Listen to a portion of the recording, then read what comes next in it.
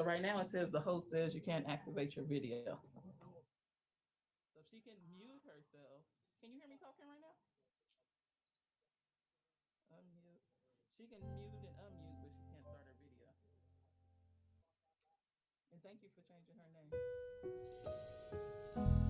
It says you cannot start your video because the host has stopped it.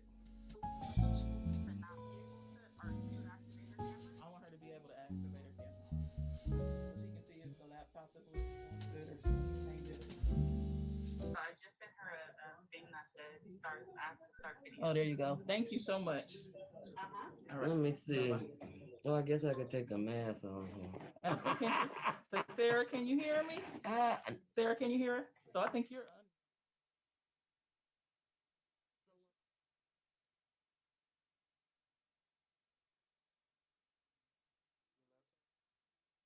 And when you see your name, then your video is. And then when I want to come back, you can start video. Okay. And then always check your mic so when you're live, it's green.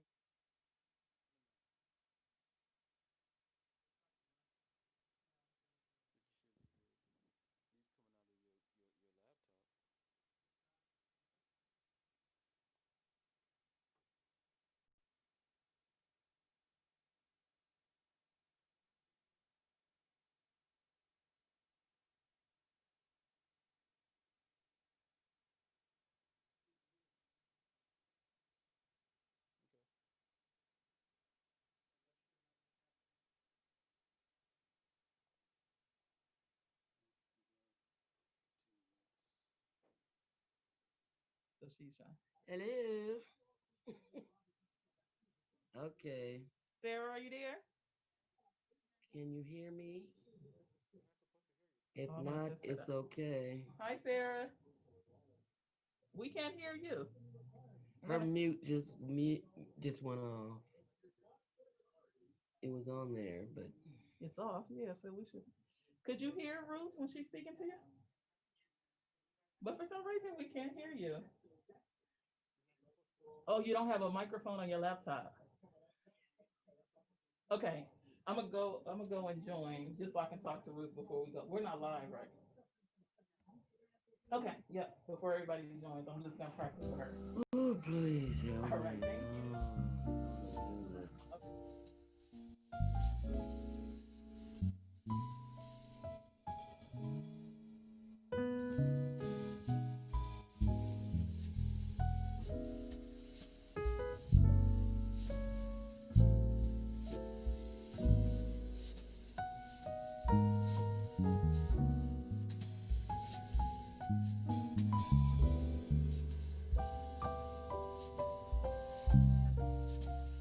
Okay.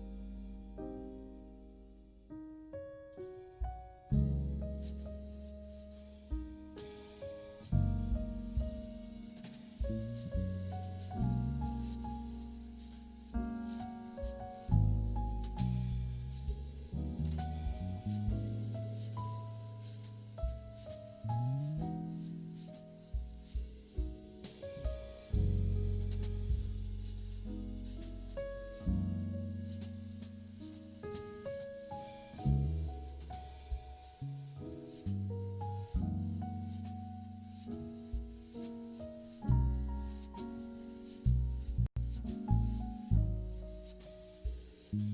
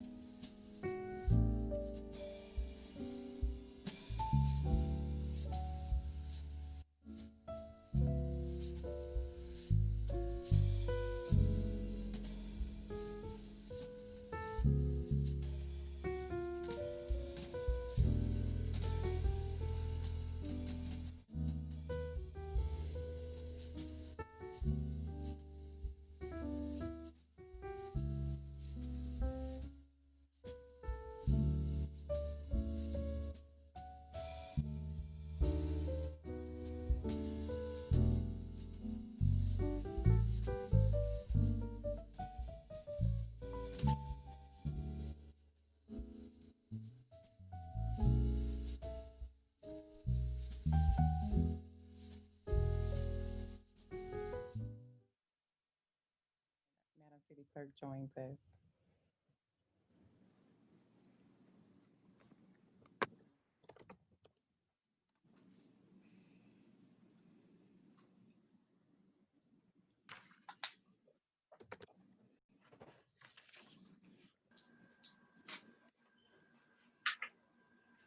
Can you hear me?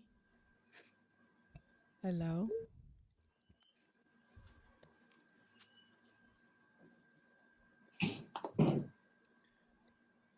Can you hear me, Madam Mayor?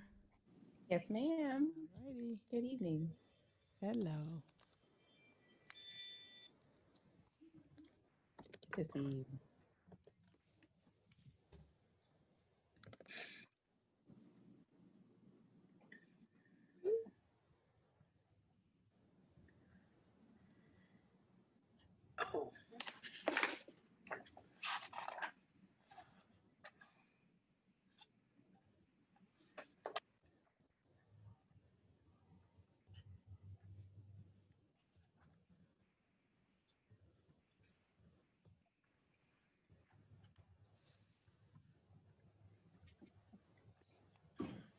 All right, we have the whole team here. I will get started when Madam City Clerk gives me the go ahead. Madam Mayor, I just received a text message from the translator. He's running 2 minutes late. I don't know if you want to wait on him or not, or if you're ready to get started, I'm ready.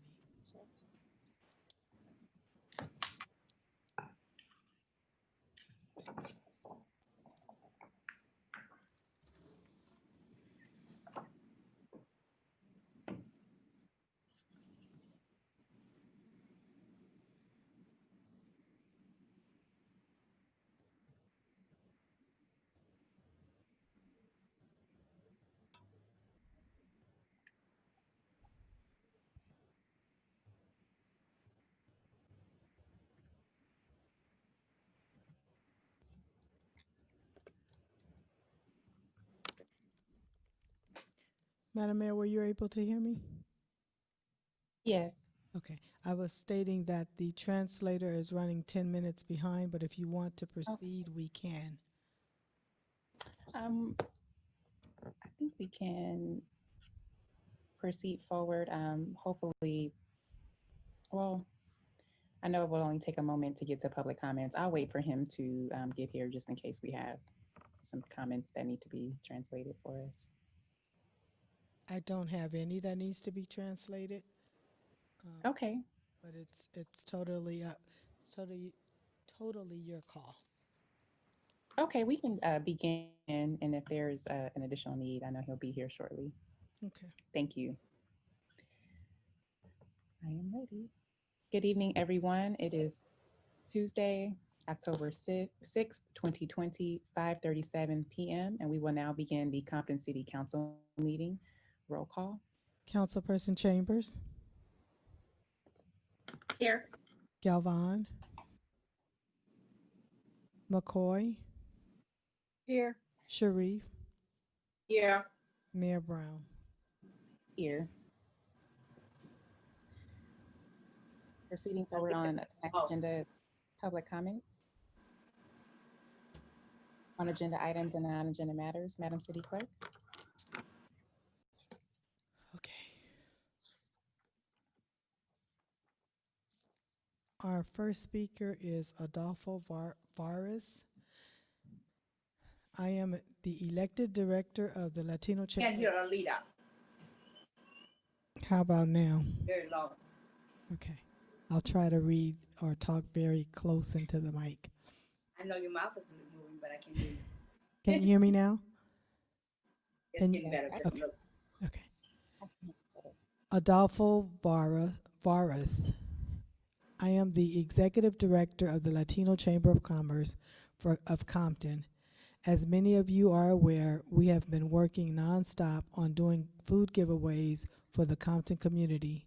We finished a food giveaway this past Saturday and would like to thank, on behalf of the Latino Chamber Board Directors of Councilwoman for the 4th District, Emma Sharif, and Councilwoman for the 3rd District, Tana McCoy, for coming out this past Saturday to help out with our food giveaway. On a second note, the Latino Chamber of Commerce of Compton will be doing a food giveaway this Saturday in the 3rd District at Senior Cliff Texas Style Burritos, 408 West Alondra Boulevard, from 4 a.m. to 10 a.m. We will have milk, eggs, meat, and more. So please make sure you all share to your community that there is a place for you to pick up food this Saturday.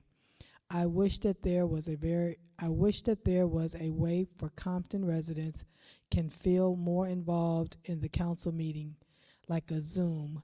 We need more action, not talking, to make sure the Compton community can be involved and feel they have a voice at the council meeting.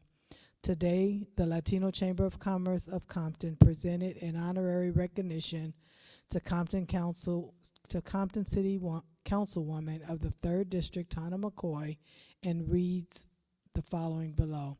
The Latino Chamber of Commerce of Compton presents Councilwoman for the 3rd District, Tana McCoy, with an honorary recognition of your outstanding commitment and contributions to the Compton community by providing food to families during the pandemic. Thank you for your outstanding dedication to your community. Signed by Maria Villarreal, Favloa Ocho, President, Elise Acevedo, Secretary Eugene, Glaze, Board Member, Veronica, Board Member, Artie, board member, and Adolfo, executive director. Our next speaker is Maria Villarreal, CEO of the Latino Chamber of Commerce of Compton. I would like to start off by thanking the mayor for all the work she has accomplished in the city of Compton, as well as the city manager Cornwell for taking the challenge to continuously move Compton forward. However, with all the accomplishments, there are still some issues to overcome in the future. Last Saturday, we had a very successful food giveaway. As a business and being community oriented, we reached out to outside cities to bring more resources and blessings to our city of community.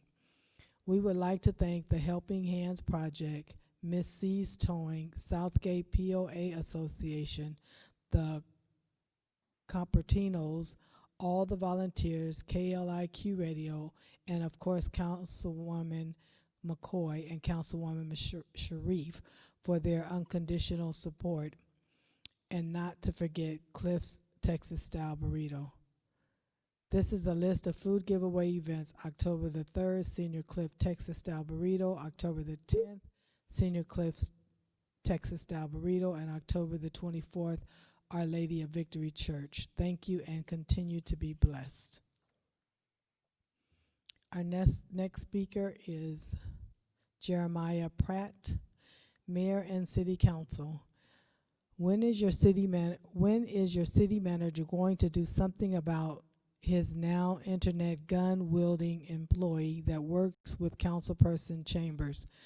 I hope the council feels safe knowing your city manager actively employs someone who threatens and bullies council members, other electeds, and community members.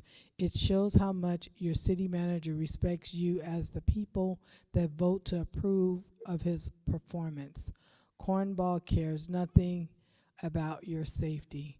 I'm thrilled you all are entertaining the possibility of having all mail-in elections.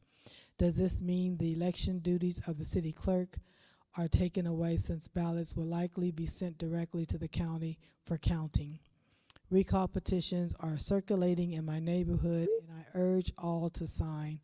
Michelle Chambers doesn't live in the city of Compton, and the address she uses to collect her check belongs to a lovely family that is getting tired of community members coming by only to confirm Michelle Chambers doesn't live in Compton, and neither does your city attorney, Damon Brown. Damon Brown lives at 728 Val Vista in Pomona. He lied under oath to collect a check and needs to be reported to the State Bar Association and District Attorney, and sign the recall petition on Michelle Chambers. Our next is... Madam City Clerk? Yes. I would ask if there is a way to adjust your volume. I know that it's probably not within your control, but it's hard to hear you per the council. I've turned my device volume all the way up to hear you, but I'm concerned about the broadcast. We're checking now. Okay, thank you. The next comment comes from Kevin Jones. Is that better? Yes, it's better for me. I would ask Councilwoman Sharif if you can do a sound check as well. We can't hear you, Councilwoman Sharif. You're muted.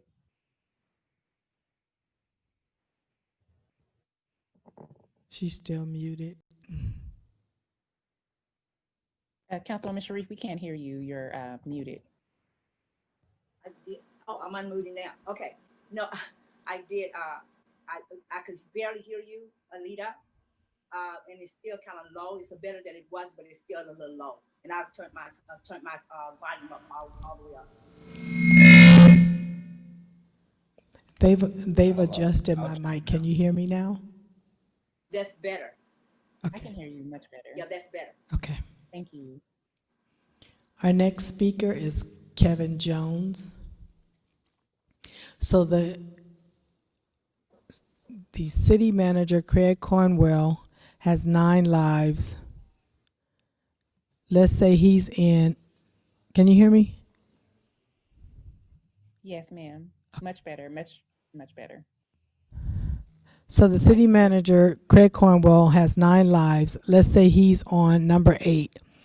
Hopefully the council sees through his willingness to do myrrh at the numerous, too many to count, requests of Emma Sharif. Also, finally, giving some long overdue attention to District 2. Though Sharif may be fooled for the time being, there is much more to manage in a city of 90,000 people than which streets to repair first and cleaning up. I was recently in City Hall to pay for a permit, and I was floored when I saw a box of candy being sold over the counter in the incompetent city treasurer's office. This is tantamount to criminal. Why would the city treasurer and the city manager allow candy to be sold, cash for candy, in a department where millions of dollars walked out of the door not that long ago? What has changed? Those employees should be carrying clear bags and following protocols with large sums of cash are kept. Where large sums of cash are kept. Look around City Hall and there is what could be considered criminal negligence all over the place. Fire Craig Cornwell and end the era of narcissist incompetence.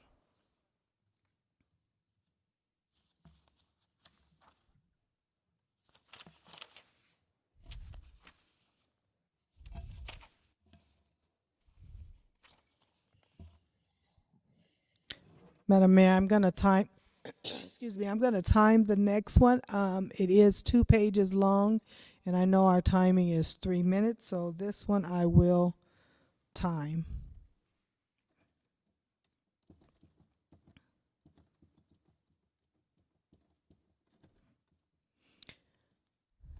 This next comment comes from Stacy Weems. I am a citizen of Compton and an ex-employee. I was contacted by the union regarding references made to my employment in a letter or document persecuting another employee. The letter was signed by Craig Cornwell. The information that referenced my employment situation was deceitful and false. I do not appreciate Craig Cornwell falsifying information about me to hurt another employee. In my younger days, I made some mistakes that led to me being incarcerated. Upon my release, I was accepted in the city of Compton's Project Redirection Program. After that program ended, I applied for several jobs with the city and I passed the exams and was on several eligibility lists. In 2008, I successfully passed the custodian exam and was interviewed and selected by the General Services Director. On my application for employment, I included my criminal background history. The General Services Director was also the project manager I worked under when I was in the project redirection. The city manager was familiar with my work ethics and selected me for hire. However, after many weeks, the city manager called me and said, "What is in your background? HR is not clearing you to start work." I told him the same thing that was already there, nothing new. He did not believe that she have kept me from being a custodian. On November the 4th, 2008, I put on a suit and came to the city council meeting. I spoke and explained that I had a criminal background and HR will not hire me, and I wanted to know why Mayor Perrodin said that personnel matters cannot be discussed on the floor and advised me to call the city manager's office.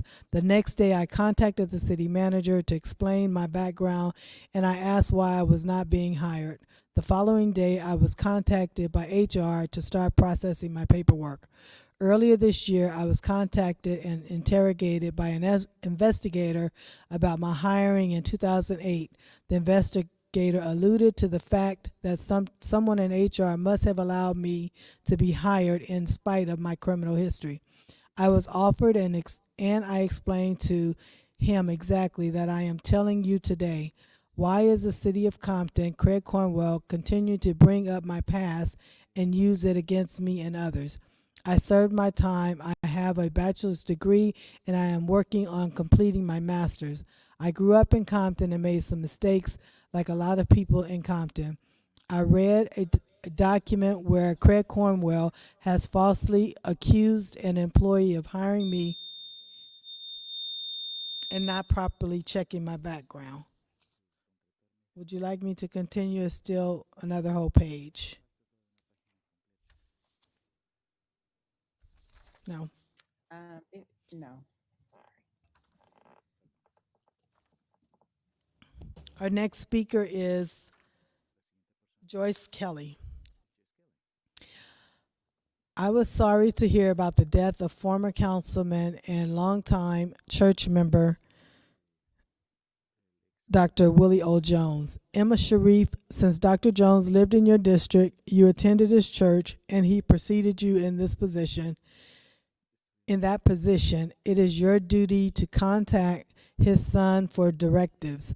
Remember, he lost his mother a few days prior to losing his father.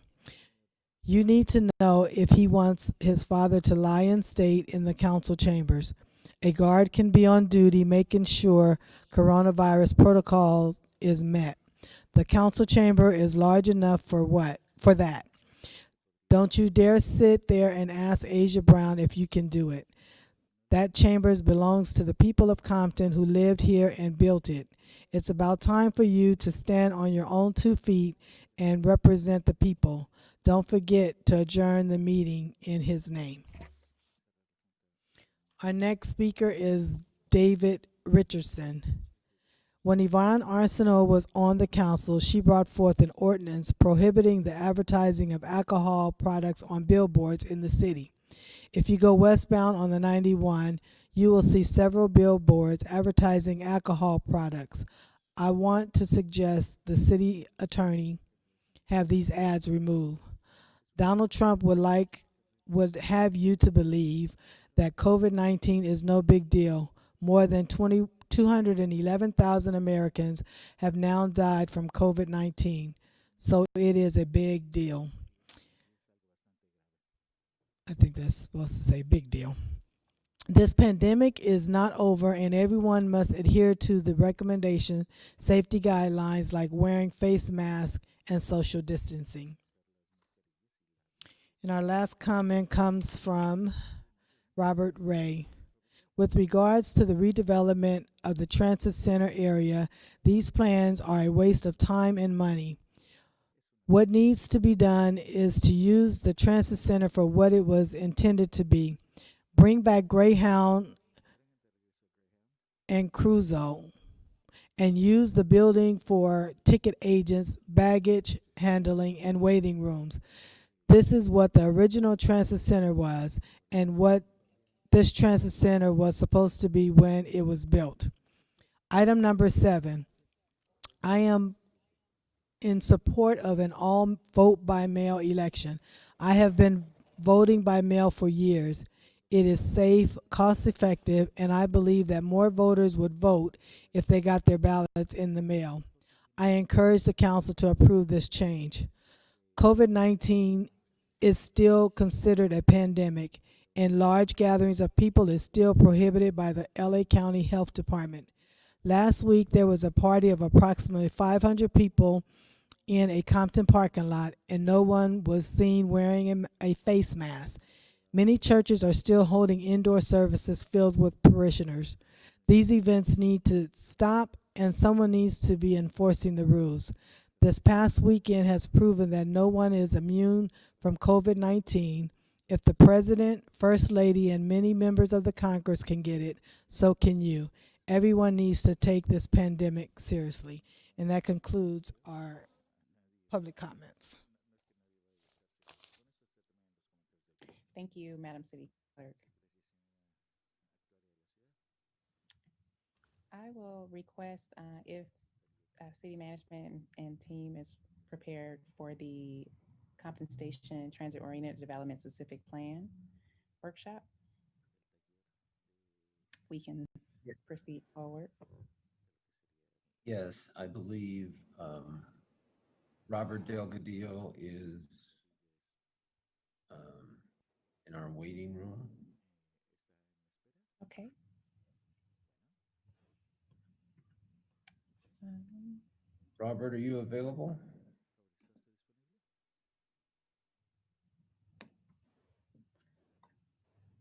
Yep. Can you hear me now? yes. Okay. Yes. Can whoever the administrators let me know if Phil Burns or Anton Anderson is also in the waiting room? They will be doing the presentation. Yes, they are. Okay, good. All right. As introduction, this workshop is for the Compton Station Transit Oriented Development Specific Plan. It is being funded by a grant from Metro Transportation Authority to create a transit-oriented community around the Compton Station, which means an area that is transit-friendly, minimizes the use of vehicles, encourages pedestrian and bicycle traffic, as well as encourage increased densities and more compact development where walking is the preferred mode of choice for transportation. Towards that goal, staff and the consultant, the Arroyo Group, presented to council in July the workshop that presented 3 land use alternatives, the goal being to get from council a preference on which of the 3 alternatives staff should pursue further in preparation of the specific plan. At that meeting, council requested a continuance to give council more time to consider the 3 different alternatives. So we are bringing back those 3 alternatives to present to council. We have a PowerPoint presentation where we have a shortened presentation where we can refresh the council's memory on the 3 alternatives and the benefits of those alternatives. If council wishes, we also have the original presentation from July that is twice the length as our abbreviated presentation for tonight. So with that, I would turn it over to the Arroyo Group. Phil Burns and Anton Anderson will be trading off presenting the 3 alternatives. Are you ready, Mr. Burns? Thank you, Robert. Indeed, we are. And if the administrator can bring up on everyone's screen the PowerPoint presentation.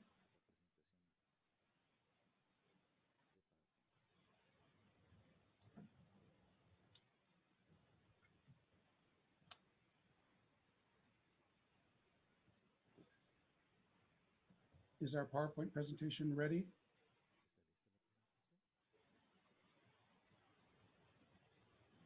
Robert, I believe they're loading the presentation on the admin screen in the Okay. chambers. I will let you know once I see it active. Okay, do you want Phil to start or do you Yeah. want to work for the presentation? Oh, sure. I can give the beginning of the presentation as we wait for Okay. all the graphics to come up. Okay, go ahead, Phil. I hope that we will be able to get them up in a minute or 2 here. But, Yes. And welcome back, Phil and Mr. Anderson as well. well, thank you. Nice to see you guys. Thank you. Yes. Yeah, it's a real pleasure to speak with you again, Madam Mayor, esteemed council members. We're very much looking forward to hearing your thoughts on the different alternatives that we presented back in July and which we've been discussing with the community in a variety of in-person events back before the pandemic and then also online since the pandemic began. As a reminder, the Compton Station specific plan is a long-term 20-year approximately vision for the development of basically the downtown area. We hope to build a better downtown, kind of bring back a downtown Compton for this community based on what we've heard from the residents and all the people that we've interacted with. There was a significant amount of outreach done through various activities, including open mic night, visits to Youth Build, Christmas Parade, online workshop, stakeholders committee meetings, and consistent social media outreach for this project so far. And as a result of it, we came up with 3 alternatives for your feedback, basically. The first alternative was a cultural alternative, and that really emphasized creating 3 kind of cultural districts in the downtown and promoting economic development through culture. Kind of revitalizing the Civic Center through introducing new uses in the Civic Center, having a new kind of institutional core at the Renaissance Center, Town Center, and then a more locally focused cultural area on the eastern part of Compton Boulevard and the City Yard. The second alternative was called the greening alternative, and it focused on introducing additional park space and the Civic Center, as well as expanding Wilson Park into Alameda Street East, and then doing some more kind of incremental development around the Town Center and Renaissance Center. And then finally, the commercial alternative, which was kind of responded to the community desire for places to hang out, for restaurants, kind of an outdoor mall concept. That's the one that has the big diagonal going from the station down to Compton Boulevard and then further south into what today is the Town Center. And basically focusing a lot of energy, stores, restaurants, etc., in that kind of outdoor mall, filling in with housing all around. We also talked about the potential for narrowing Compton Boulevard, narrowing it from the perspective of drivers, that is, and giving more space to pedestrians to make a more pedestrian-friendly environment that would also connect all of these different districts from the Civic Center down to Santa Fe. And we also presented 3 different alternatives for Willowbrook Avenue, kind of in response to what we heard from a lot of people about safety concerns for traffic on Willowbrook, as well as kind of confusion that people encounter when they get there. And so the 3 alternatives that we presented about Willowbrook are, 2 of them are turning them into one-way couplets. So the first we call the traditional one-way couplet, and that is to have northbound traffic only on the east side, southbound traffic only on the west side, continuing it through the current plaza, relocating the letters to a more prominent location in the downtown, the Compton letters that is, and adding bike lanes on both sides. The alternative B is a one-way couplet, but in reverse. So you have southbound on the west side, you keep the current bus station, southbound on the east side, my apologies. Keep the current bus station, northbound on the west side, again, add bike lanes. And then alternative C was to kind of maintain the status quo, do with traffic in both directions on both sides, but do what we can to make it a more pleasant environment for pedestrians and cyclists. And so today, Anton's also going to share with us a little bit more about the concept of narrowing Compton Boulevard and what potentials that might unlock as well in terms of the experience that could be had in downtown. Thanks a lot, Phil. One thing when we talk about Compton Boulevard is the idea of reimagining it and having it be part of the destination there in downtown.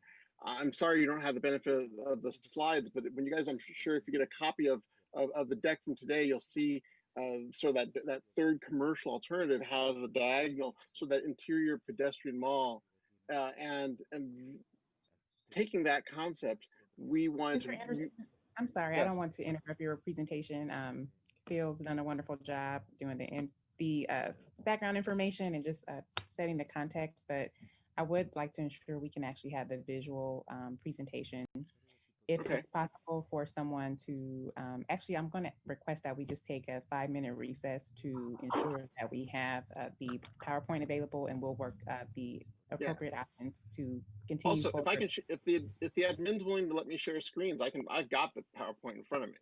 Oh, absolutely. Yeah, we were going to figure that part out. Let me see. Okay. I'm going to ask that we just take a quick 5-minute recess so that we can configure all of that. But we will No enable problem. you to do that. Thank you so much. No problem.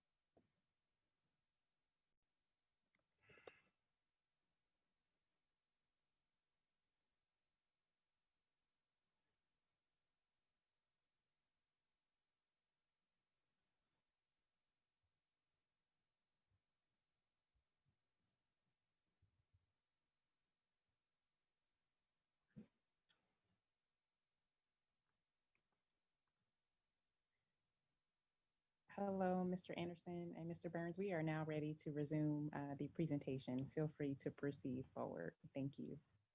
Okay, fantastic. Let me flip and I'll hand it off to Phil to talk about the alternatives again. Yeah, so I won't go through these really in depth again, but just want to show them here to you. Release again, alternative A, the cultural alternative. You know, the red is retail, and the red with black stripes there is the mixed use. So you see really where the emphasis is along Compton Boulevard as well as in the Civic Center and across. Next slide. Alternative B, there is the greening alternative, which as again introduces some new parks, and then in the center part, more incremental type mixed use development. And then next slide, alternative C, the commercial alternative. There's that diagonal I was talking about with the kind of outdoor mall concept right along there. Okay, next slide. And so some examples on the left of wider sidewalks that narrowing Compton Boulevard would enable us to build along the street. And then here's the three alternatives. So Willowbrook, the traditional one-way couplet, the reverse one-way couplet, and then the existing path. And with that, back off to Anton. So as I said earlier, you know, the whole idea we've talked about a little bit before about making it so that downtown Compton is a destination, not only a destination for people from the outside, but to make it a destination for the people who live and work there. And the idea of making it so that there's pulling all the different improvements together. And one thing that we've talked about was sort of like, you know, Compton's answer to the Hollywood Walk of Fame. And that's what we call the Compton Walk. And really, it's a journey through the cultural contributions that Compton has made to the world, both the major ones, the big ones that everyone has heard of, but also the ones that people, am I muted? Can you hear me? Yes, we can hear you. Okay, guys, heard someone talking. I was like, want to make sure I wasn't hitting like all of my Zoom bingo cards here. The you know, but the idea is to really be a cultural journey through Compton and to make it to where, with a combination of streetscape, you know, major places and minor places, to really make it so that all of downtown Compton is a destination. As you can see here on the slide, this is all laid over the more commercial alternatives. So by major places, you know, would be you know, something there at the station, obviously the Civic Center and the MLK Memorial, as well as things further east on Compton Boulevard, including, you know, the potential, you know, the future potential innovation hub there on the Far East side. So what that looks like is widened sidewalks. When we talk about a revitalized and reimagined Compton Boulevard, it's wider sidewalks, and sidewalks, especially if we're in like some sort of blend of, you know, after COVID, you know, the world may never be the same. You'll see things like outdoor dining, and you'll have protected bike lanes so people can interact. And the design of it is really one of it. You'll see these vertical lines that you see going down there. It's almost like a blank score sheet that can be customized by artists, local artists, the business community, as well as like, you know, historical society like the Compton 125 Society. The whole idea being really making it to where it's a destination, a place to be, and that way for everyone who lives there, you don't have to go outside of Compton. You can come through, and widen sidewalks, more pedestrian traffic. That means business. So that way there is foot traffic that comes through, and so that way these businesses can be viable and can be able to sustain and create new jobs here in Compton. So what do I mean by major places? Major places are the large spaces where you have gatherings, events, public arts. What we call sort of that selfie moment for, especially for those who would be coming to visit and bring their tax dollars and bring their disposable income into Compton to take advantage and enjoy these new amenities. The minor places are all sort of the things that punctuate in between. And those are run by local artists. Those are updated by the local community. And they can be anything from like a public art piece to just even like a historical plaque. and everything in between to really guide you along. Just a really, I get excited about it, but it's a journey, that you can take. And so that way, when you get off the station and when you park to go and catch a movie or have a nice meal, you could just do sort of like the loop and walk around and learn something. Even if it's your own hometown, you can learn something about Compton and find your favorite spot. People can gather and really get a chance to tell the stories of people who otherwise may not the outside world, or even people who live there wouldn't necessarily even know. And so that way all the stories can be told, both in terms of art, memorial markers, and things like that. We want feedback, Phil. I'll let you jump in as well, but I mean those are the main things we want to share with you and get your input.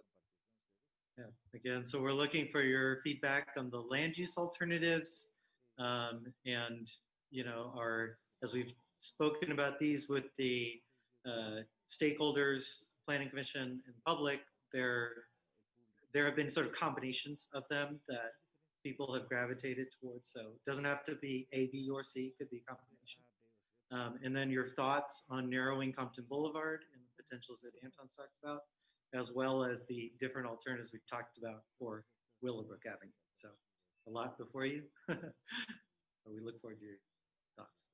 Thank you all. First of all, for your the time that you all have spent to be able to compile this presentation, and also for your excitement and your passion for this project.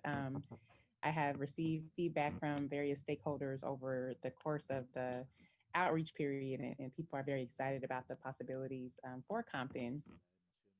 And I would just provide a little feedback just to open up the discussion.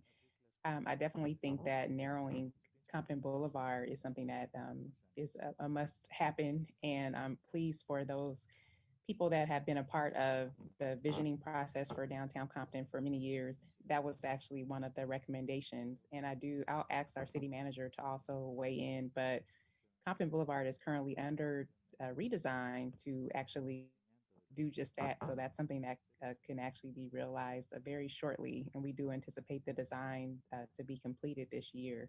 And as we move forward with our revitalization strategies, we'll be able to accomplish that in short order for the residents. So that's really exciting. I also think that culture and arts is really the cornerstone of Compton. And I've said on many occasions that I believe Compton is the culture capital of the world, and we undoubtedly have influenced culture in every aspect of society since its inception. So I believe that really cultivating the arts is something that's imperative for so many reasons. Obviously, the impact to our community members and being able to address just trauma healing, and then also upward mobility is so critical. So I would love to see our local artists incorporated into the actual finished product, and as we re-envision these identified spaces for opportunities for activation. And I really love that the ideas are really, they're contemporary, but also classic at the same time. Downtown Compton has always been a hub and a destination for the actual region at its inception. And so I believe that this will actually return downtown Compton to its former glory and beyond, and also create spaces for the current generation to really make this space their own. So that's really exciting. In terms of the Civic Center, I also believe it is a key opportunity site to just really reimagine the possibilities for this entire block.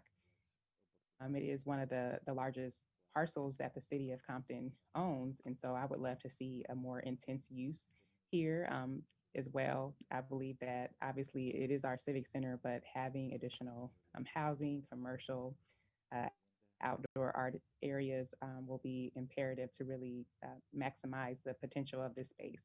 So I think that that will be very incredible. And then lastly, the open space areas are really critical for me. I know that we're obviously landlocked and we're an urban community, and it's very difficult to be able to install urban park spaces, but really accessing the opportunities that we have to create these outdoor areas for recreation and for people to assemble and to just enjoy different aspects of nature, I think is just a great enhancement to the quality of life. And there are some plans actually that have already been prepared for Alameda to activate a walking outdoor space. So that's really exciting just to see the cohesion of this of this particular plan. And then lastly, I will conclude my comments. I think that it's really something that usually does not happen to have a specific plan developed that is really in line with where the city is currently going in terms of investing architecture and engineering plans and just really listening to what the residents have proclaimed that they wanted for many years and just being able to culminate that into a workable strategy for this time, I think is really important. And I think that it will be a very effective tool and a catalyst for the type of growth that we want in our communities. So I'd like to just lastly take this time to thank all the stakeholders that spent many hours being able to provide input and to help guide and direct this plan. So thank you all so much for your time. Now I would just extend the floor to my colleagues. If any of the council would like to comment on the plans that were presented on tonight.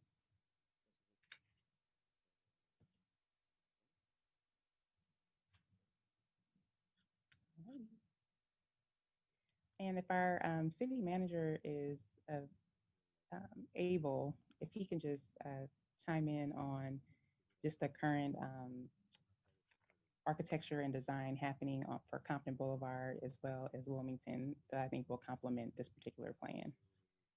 Yes, Mr. Thornworth, thank you, if you're Mayor. able.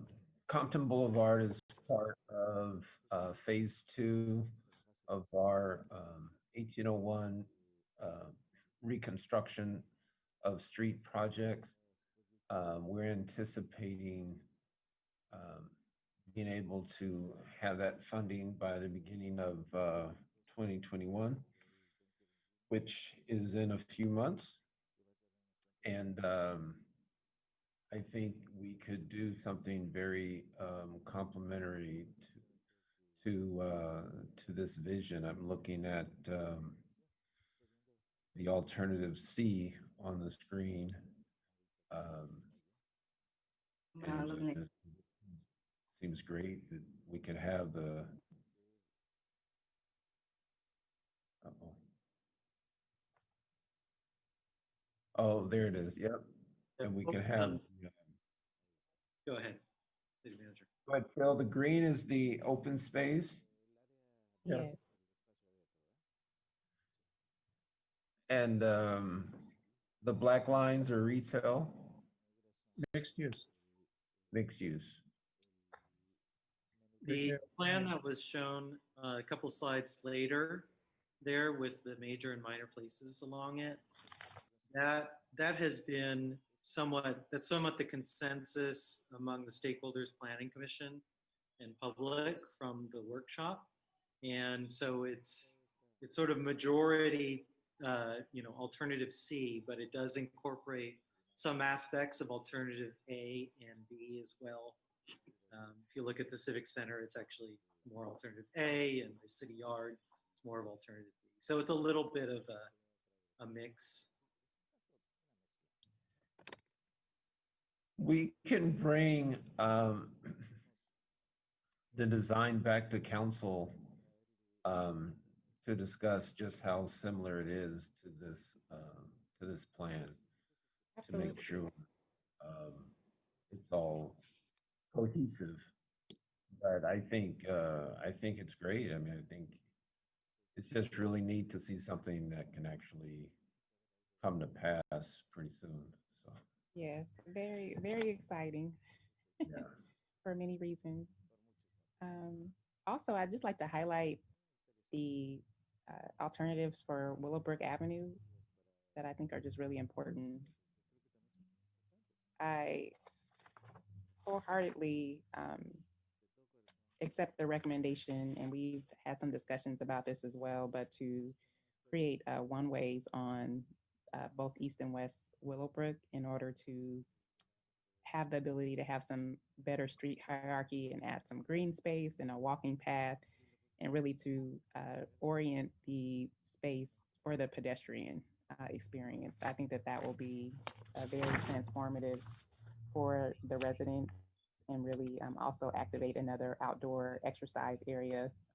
One lap around the Civic Center complex from Compton Boulevard going south to Murr and then back around is actually just under 1 mile. So we would have the opportunity to also provide some outdoor recreation space in this area and get more foot traffic as well.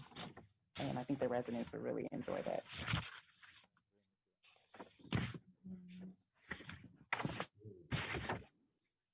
Also, lastly, I think the public art component, I think, will be very exciting for the residents, and we can really come up with some concepts that are reflective of multi-generations. And I think that that's really important to have something that obviously encapsulates Compton in its inception and just its evolution over the years, and then obviously reflective of our culture.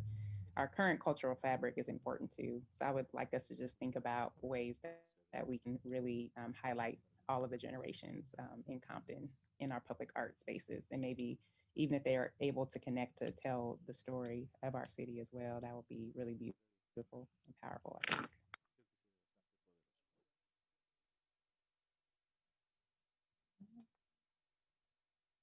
All right, and I know that this will not be the last time we'll have an opportunity to hear this presentation. I accept the city manager's recommendation to also bring this plan back once the design plans are completed for Compton Boulevard in Wilmington, just to see the cohesion and to be able to identify our pathway forward very soon, which is again very exciting for this whole team and obviously our community. So thank you all. Thank you. Thank you. Thank you, very Mayor. much, Madam Thank Mayor. you, Council. Thank you. We'll see you next time.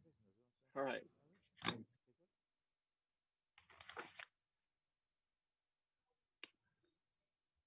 Thank you, Madam City Clerk. We're now at consent agenda. Thank you. Consent items are routine and expected to be non-controversial. They will be acted upon by the council at once without discussion, unless a council member requests for an item to be removed or discussed. So moved. Second. Discussion? Roll call? Councilperson Chambers, Yes. Galvin, Yes. McCoy, Yes. Sharif, Yes. Mayor Brown. Yes. Item number 4 under city manager's report is a report on the census update. Yes, Dr. Ralph will give us the update. There's been several happenings since we last talked about the census. Thank you very much, Mr. City Manager, and welcome, Dr. Ralph.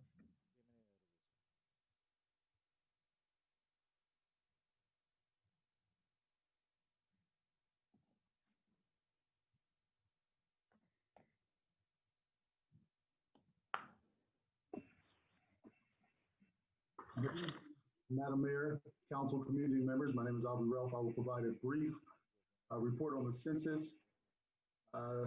We have the brief presentation to provide visual.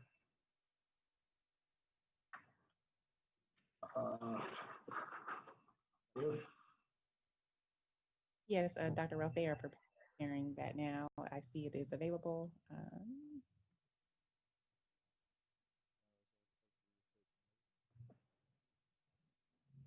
Okay, so next slide, please. So as of recent, there's been some confusion because the date has switched back and forward. Long story short, it is now once again October 31st.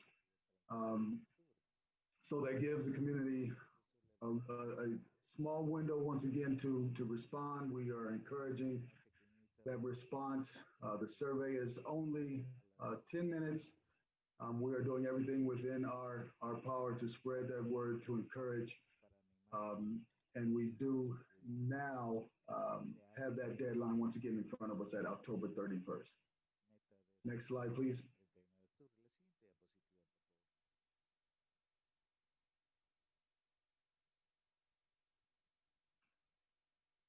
Currently, there's been a slight increase at 64%, which is similar to surrounding immediate cities, right? At the same level of the county of Los Angeles County. Next slide, please.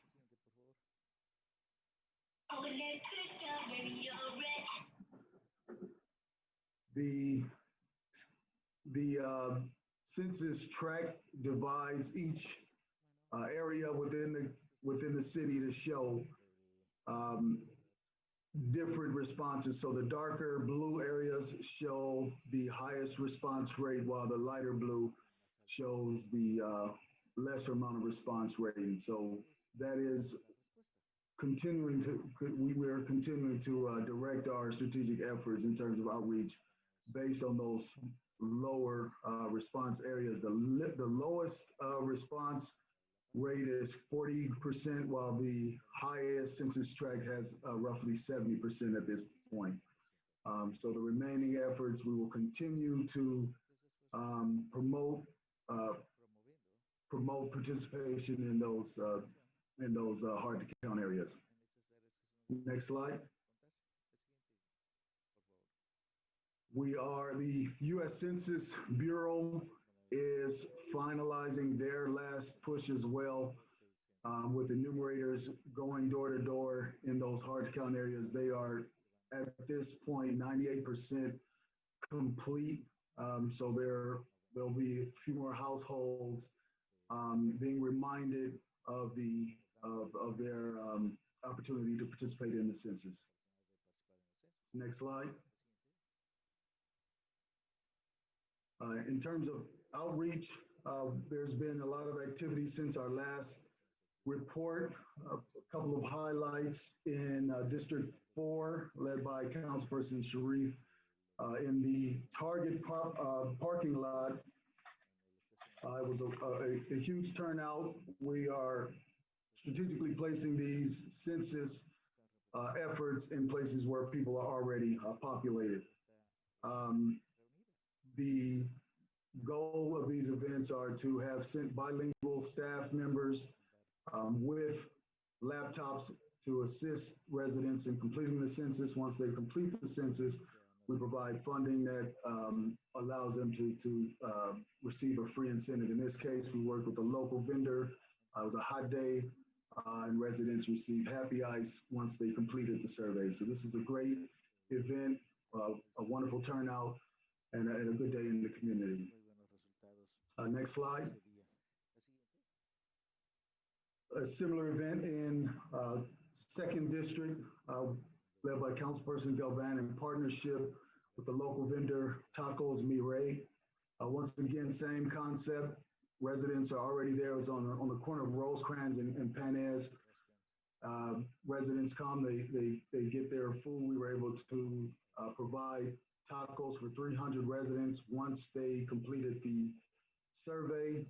This is another good event where we saw a nice turnout and also benefited our response rate in the census. Next slide, please.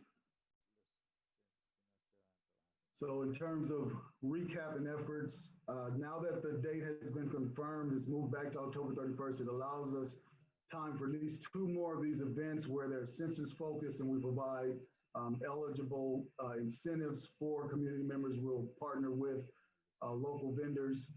That location and date will be promoted. We're going to put that on the website this week. Website www.comptoncity.org. We'll also send that flyer to all council persons to get the word out as well to constituents. So by next week, we'll have another event, and by the deadline, we will have ultimately two more large events to promote this type of participation. We have continued our social media campaign. We're also partnering with local nonprofit Compton Initiative, who has a large network of the faith-based community. So every Sunday until the deadline, we will also promote census outreach. And with that, that will conclude our our report for this week, and I'm open to any questions. Thank you, Dr. Rell, for the update. Oh, we have an echo. Let's see. Testing 1, 2, 3. Testing. Okay. Thank you, Dr. Rell, for your presentation and for providing the latest and the greatest on the census. I know we all watched closely as the date changed back and forth over the last 7 days.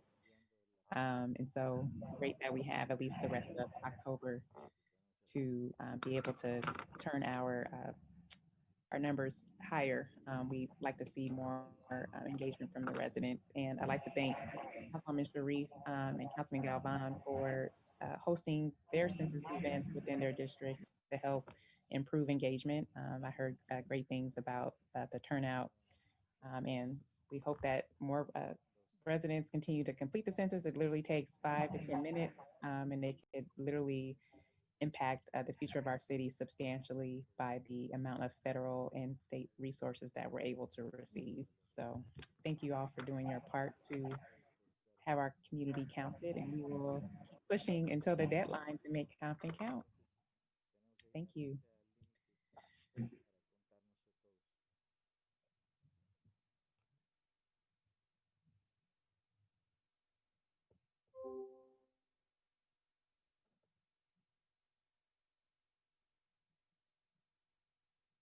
Madam City Clerk, we're ready when you are.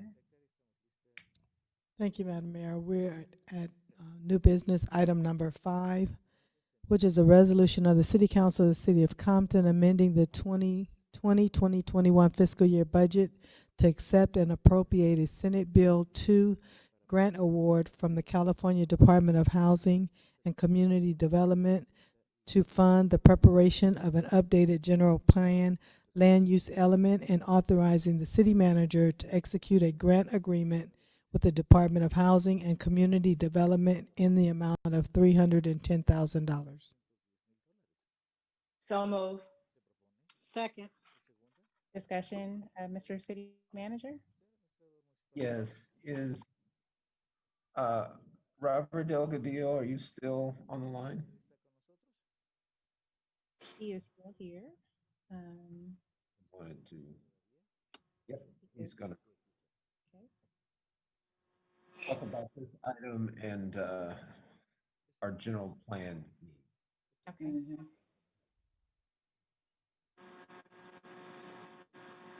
Hello, can you hear me? Yes. Okay.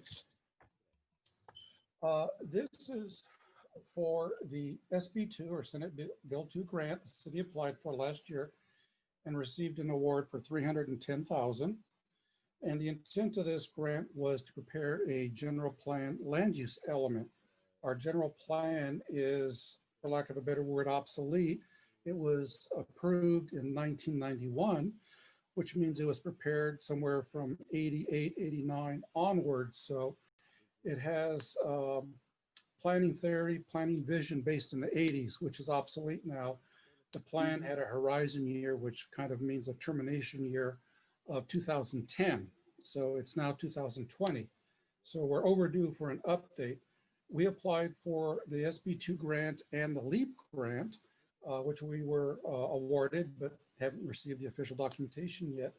The LEAP grant will prepare the housing element. So we'll get 2 major elements of the general plan already funded, and we will have them prepared starting next year. This goes a long way towards improving the overall general plan. The overall general plan needs an update. There are 7 required elements in the general plan, and we will have funding already for 2, which leaves the other 5 unfunded.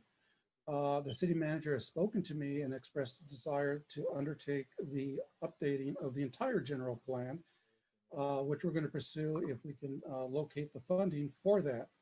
But it's critical to update the general plan.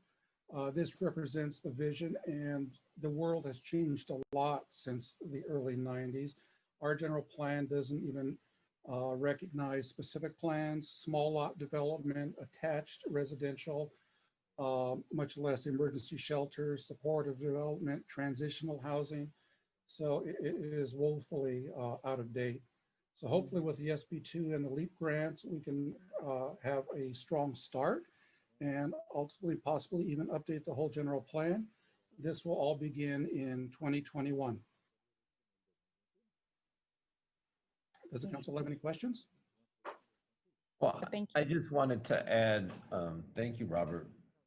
I wanted to add, as we get grants for various elements of the general plan, that we try our best to upgrade the other elements so that we don't have some elements updated, and then by the time we get to other aspects of the general plan, we have outdated elements again. So, as we see in our prior PowerPoint, we see visionary sketches of how the city can be. And then the city has at the same time, we have a 1990s general plan. There's a disconnect. So I know it's a expensive proposition, but I wanted Mr. Delgadillo to talk about how important it is for us to have an updated general plan to help us move the city. Madam Mayor. Yes. Let me, the city manager and for moving forward in regards to trying to get this done, because when they were showing the plan a few minutes ago about downtown and all those different options, the question that came into my mind was how close it was to the general plan that we had overall for the city. And that's how come I knew that this was coming up. So I just waited for him to actually speak about it, because I know that general plan had been really outdated for a long time. And what they're proposing now, what we're seeing that's being presented to us, probably don't really fit into the old plan, really does not actually take in consideration any of these things that we are looking at doing at this particular point in time. So I just wanted to thank the city manager for actually moving forward and trying to get this taken care of. And I know I spoke with him about it before. I know this is not all the funds that we need in order to try to have it done. So I know that we do have to come up with extra money in order for us to really complete this plan. But I'm happy to see us moving forward with it. And I really appreciate them trying to get this grant. Thank you. Thank you. Thank you, Mr. City Manager, for bringing this item forward. And I would just ask our city leadership, the council colleagues, if we can really prioritize the full update. This is one of the items that obviously is deferred maintenance in many different categories in our city, but it really impacts the ability of the private sector to provide development opportunities and growth that's in line with the city's vision. If we have an outdated plan, then we're always beholden to what the developers and what the private sector brings forward. We are not giving them our vision, any guidelines, any recommendations, and it really makes the entire development process so much slower and more expensive on everyone's end. And it would just help if we had basic things laid out clearly so that we can really move the city forward in the speed and the momentum that we really need and what our residents deserve. And so I know that there are so many things that take priority and precedent, but I really believe that this is one of those items that if we're able to do, it will unlock many more opportunities for our community. And the timing really is now. And I'm aware personally of at least one other large master plan that's being led by the private sector that they're hoping can be included with our master planning process. But it would be a missed opportunity if we don't continue to move forward and have the opportunity to absorb those plans and have all of that laid out for all those stakeholders that touch the city. So I'm hoping that we can include something in the budget, if not for this year, but for next year, absolutely, to take care of this.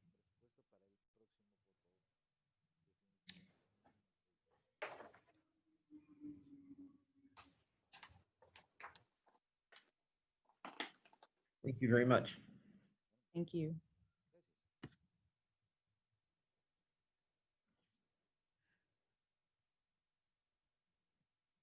And then lastly, Mr. City Manager, as we're on just the planning department in general, I would just like to request a work plan from planning as to what they identify as major priorities and opportunities for improvement.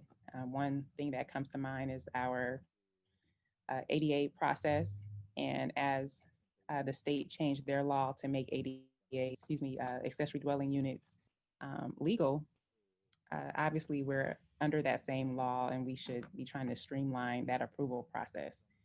And so that's just one aspect. And I know that there are many others that ultimately will impact our residents, our businesses immediately. And so if planning could provide a snapshot to the council and a work plan, that way we can understand what we should be accomplishing year by year, and we can understand where we are and also how we need to prioritize our resources moving forward. Will do. Thank you, sir. Madam City Clerk? On roll call, Councilperson Chambers, Yes. Galvin, Yes. McCoy, Yes. Sharif, Yes. Mayor Brown. Yes. Item number 6 is a resolution of the City Council of the City of Compton amending the Public Works 2020-2021 fiscal year budget to accept and appropriate $65,906.77 in funds from the Los Angeles County Metropolitan Transportation Authority National Transit Data Funds and authorizing the city manager to enter into a memorandum of understanding for successfully reporting to the National Transit Database for fiscal year 2017-2018. So moved. Second. Discussion? Yes, Mayor and Council, this item addresses our Dial-A-Ride program, and it's for fiscal year 2017-2018. You would be authorizing me to enter into a memorandum of understanding and to appropriate $65,900 into the budget. It mentions for fiscal year 2017-2018, but I want to let you know that the city is not late or behind. The program typically runs about a year or so behind from what we report to when we receive the funds. But this is our Prop A Dial-A-Ride program. Thank you, Mr. City Manager. Any discussion?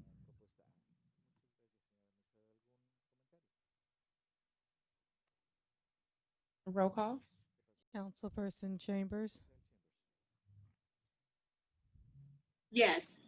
Galvin, Yes.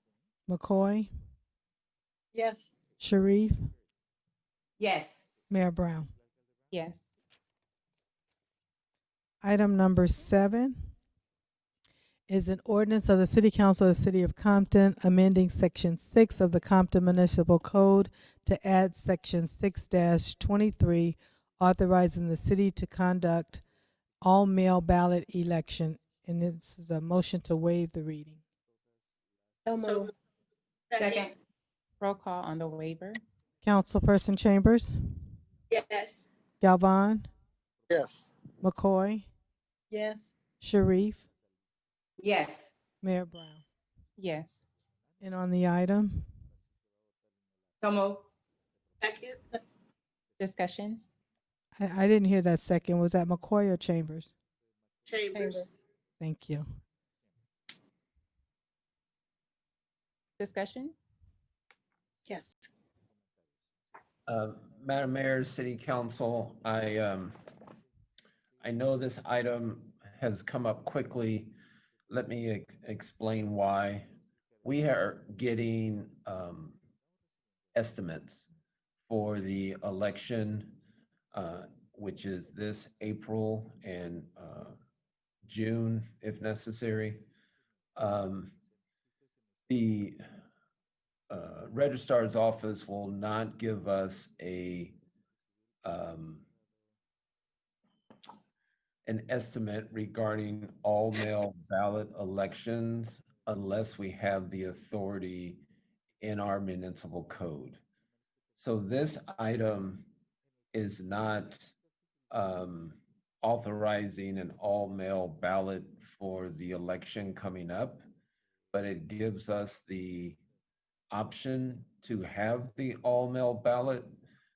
And more importantly, in the short term, it gives us the ability to get an estimate on the all-mail ballot, because I would like to give council all the options I can regarding the cost of the elections coming up. Right now, we have gotten an option for April at $700,000. So I would like to give you multiple options for that funding of the election moving forward. Greg, if it's not going to be beholden to an all vote by mail election, how come the ordinance reads like that?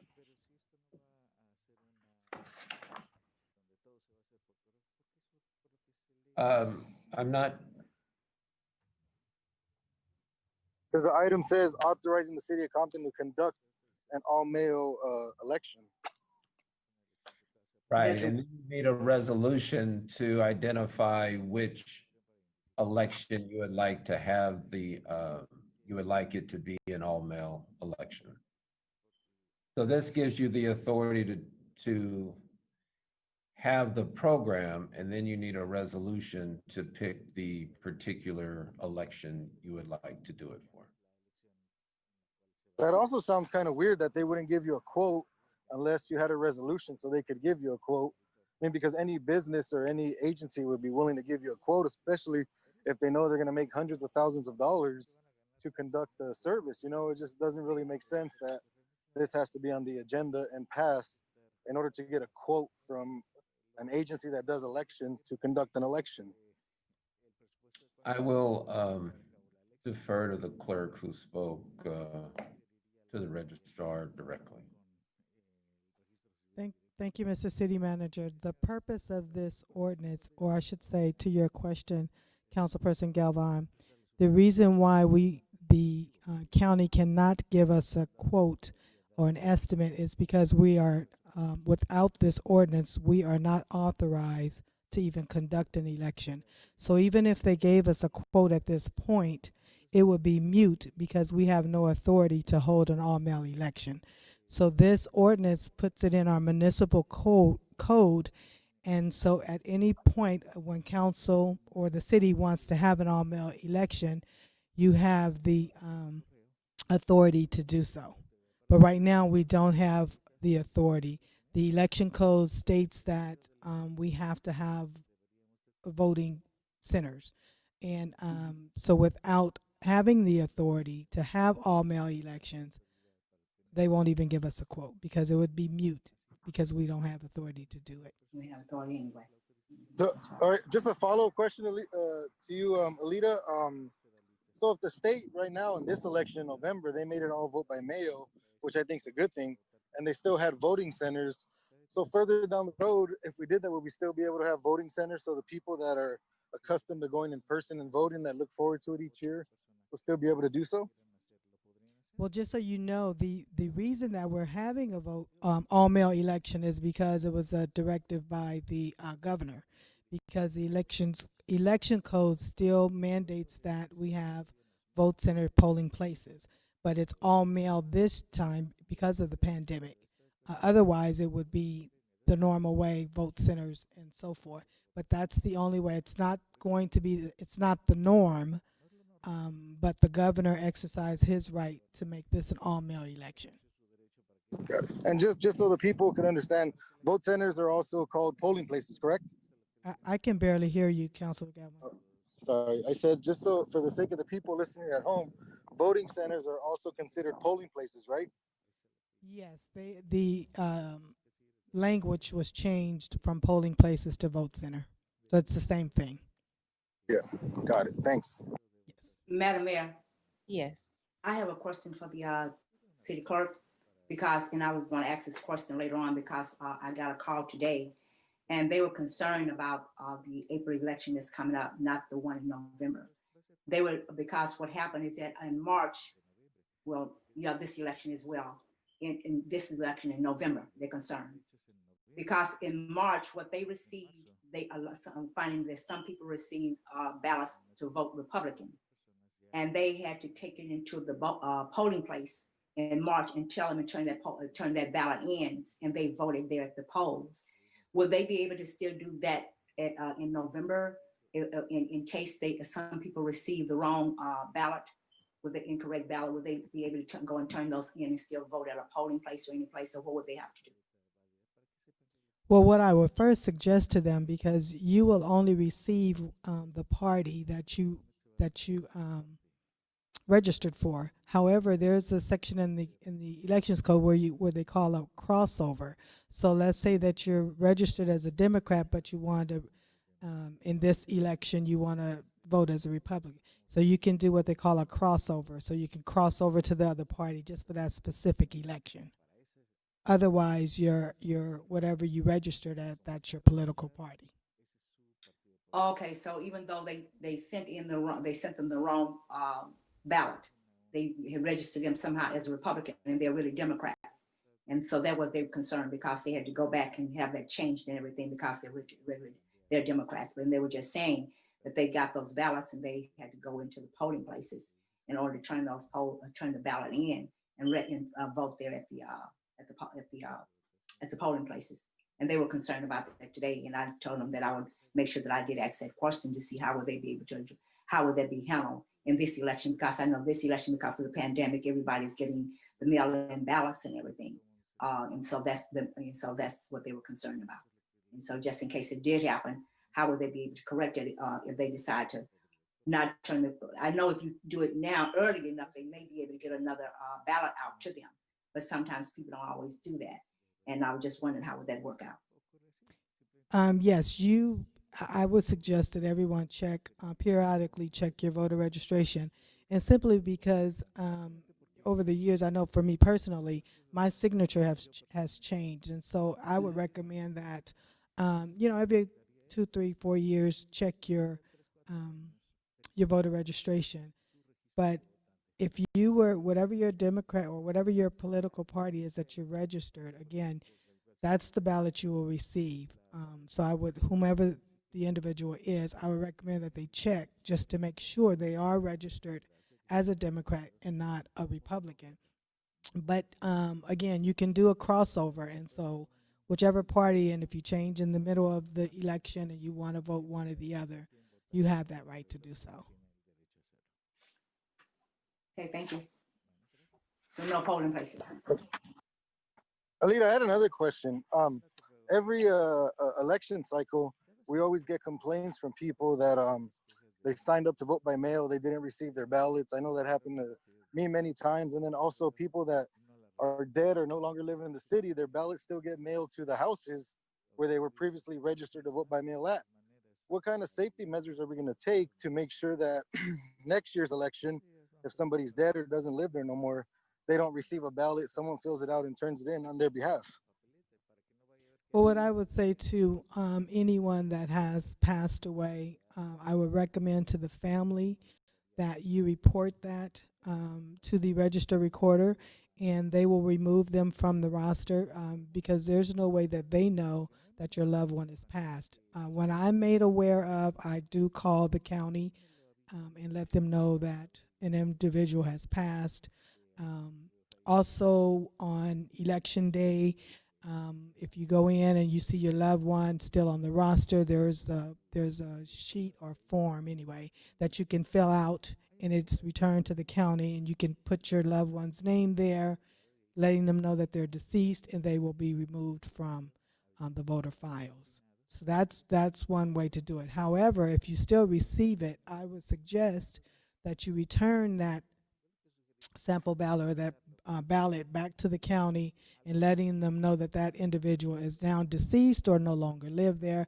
I personally have received mail voter registration information from individuals that have never lived at my home, and so I took it upon myself to call the county and let them know that that individual is not known at my household. So we just have to we have to be active ourselves as well, and not just leave it to the county to make those corrections. When we know that someone doesn't live somewhere, or when we know that someone is deceased, we should call them or encourage that family to call the county and have their names removed.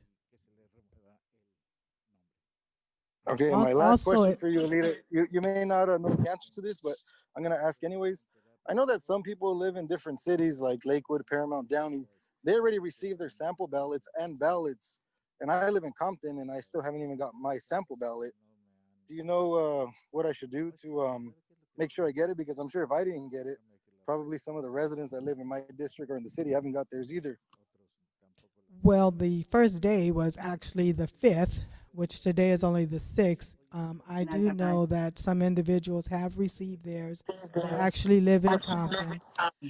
So I just say just be a little patient. It's just the second day. And if you're well, everybody's going to receive them, but I just say that just be a little patient, because they are being mailed daily until they're all mailed out. But some individuals have received theirs. Got it. And if like we don't receive them by the next 2 weeks, can we do we contact your office, the county, the state? Who do we contact to make sure that we get a chance to vote as well? But I do understand we do got to be patient. It's only the second day, but I'm just asking for the residents' sake. Yes, no problem. I would suggest that everyone that has a computer, has a phone, to go to lavote.net. It's very informative. It will also give you a list of the drop-off locations. It will give you a list of the vote centers. It will allow you to track your ballot as to when they received it, when it was counted. So I encourage you to use lavote.net. You can call my office and we will assist you, but we would just have to call the county as well. Madam Mayor, if Got I it. may, Thank you. Yes, Madam City Attorney. just to add to something that the clerk, if I may, was stating, I don't know if I'm understanding Council Lady Sharif's concern of a constituent about receiving an incorrect ballot. I know on the news, it was announced that you can actually go to the counter recorder's office in Norwalk to not only vote in person, but also drop off your ballot. So I would imagine that if you have concerns about a ballot you've received and you think you've gotten the wrong one, you could probably actually go to the recorder's office in Norwalk, and they can assist you there, because you can vote there and you can drop off your ballot there. Okay, thank you, Ruth. Thank you. And Madam City Clerk, just for information, is that I do know the ballots are definitely being mailed out. I received mine today, and I know they just started mailing out yesterday, so they're coming in. I received it today. Yes, I also received mine today, and I actually brought it to ask the question. So I'm hearing just some conflicting information. So I know that this is obviously an all vote by mail election, but we have been designated, actually not we, but there have been voting centers or voting locations designated throughout the city. So will those locations no longer service people that need to drop off their vote by mail ballot? Or I know that, for instance, I vote by mail, but I usually walk my ballot into the polls like a lot of people do. Will those centers be closed? I didn't know if there was a new order issued by the governor that perhaps we have missed. Madam Mayor, there are certain centers that are open. Again, if you go to lavote.net and you punch in your address, it will tell you the closest one drop-off center to you. I do know that we have an actual ballot box, just like the one in Norwalk at Lueders Park. Okay. And also, I know the library is a drop-off center. The Old Dollar Hide is one. But you can just punch in your address and it'll tell you which one is closest to you. Even if excuse me, if you work outside the city and let's say, you know, you want to drop it off after work, you can actually just punch in your work address and it'll tell you the center that's closest to wherever you are. Thank you, Madam Clerk. You answered my question. So those voting centers are still active and we can still utilize those if need be to drop off our ballots. And since I actually have my ballot, I will encourage those that are without the internet to contact 800-345-VOTE, or that's 800-345-8683 if they have any questions relating to this upcoming election. And Madam Mayor, if I can also mention, there's a difference between vote centers and ballot drop-off. Okay. So if it's a ballot drop-off, and on their website, it will differentiate the two different lists. And so the ballot drop-off is just to drop off your ballot. And the vote centers, you can actually either take your ballot, surrender it, and vote in person, or you can just drop it off there. Okay, so vote. Thank you. So there's a vote center, and then there's a ballot drop-off. Okay, voting centers. Yes. lavote.net will give everyone the list. Okay. Thank you. Roll call on the item. Councilperson Chambers, Yes. Galvan, Yes. McCoy, Yes. Sharif, Yes. Mayor Brown. Yes. And Madam Mayor, if I can just reiterate to the citizens that this is not stating that we are having an all-male election. This just gives us the authority to conduct one if we so choose to. Council will still have to come back and call for an all-male election through a resolution. Thank you. Thank you for that clarity for the residents.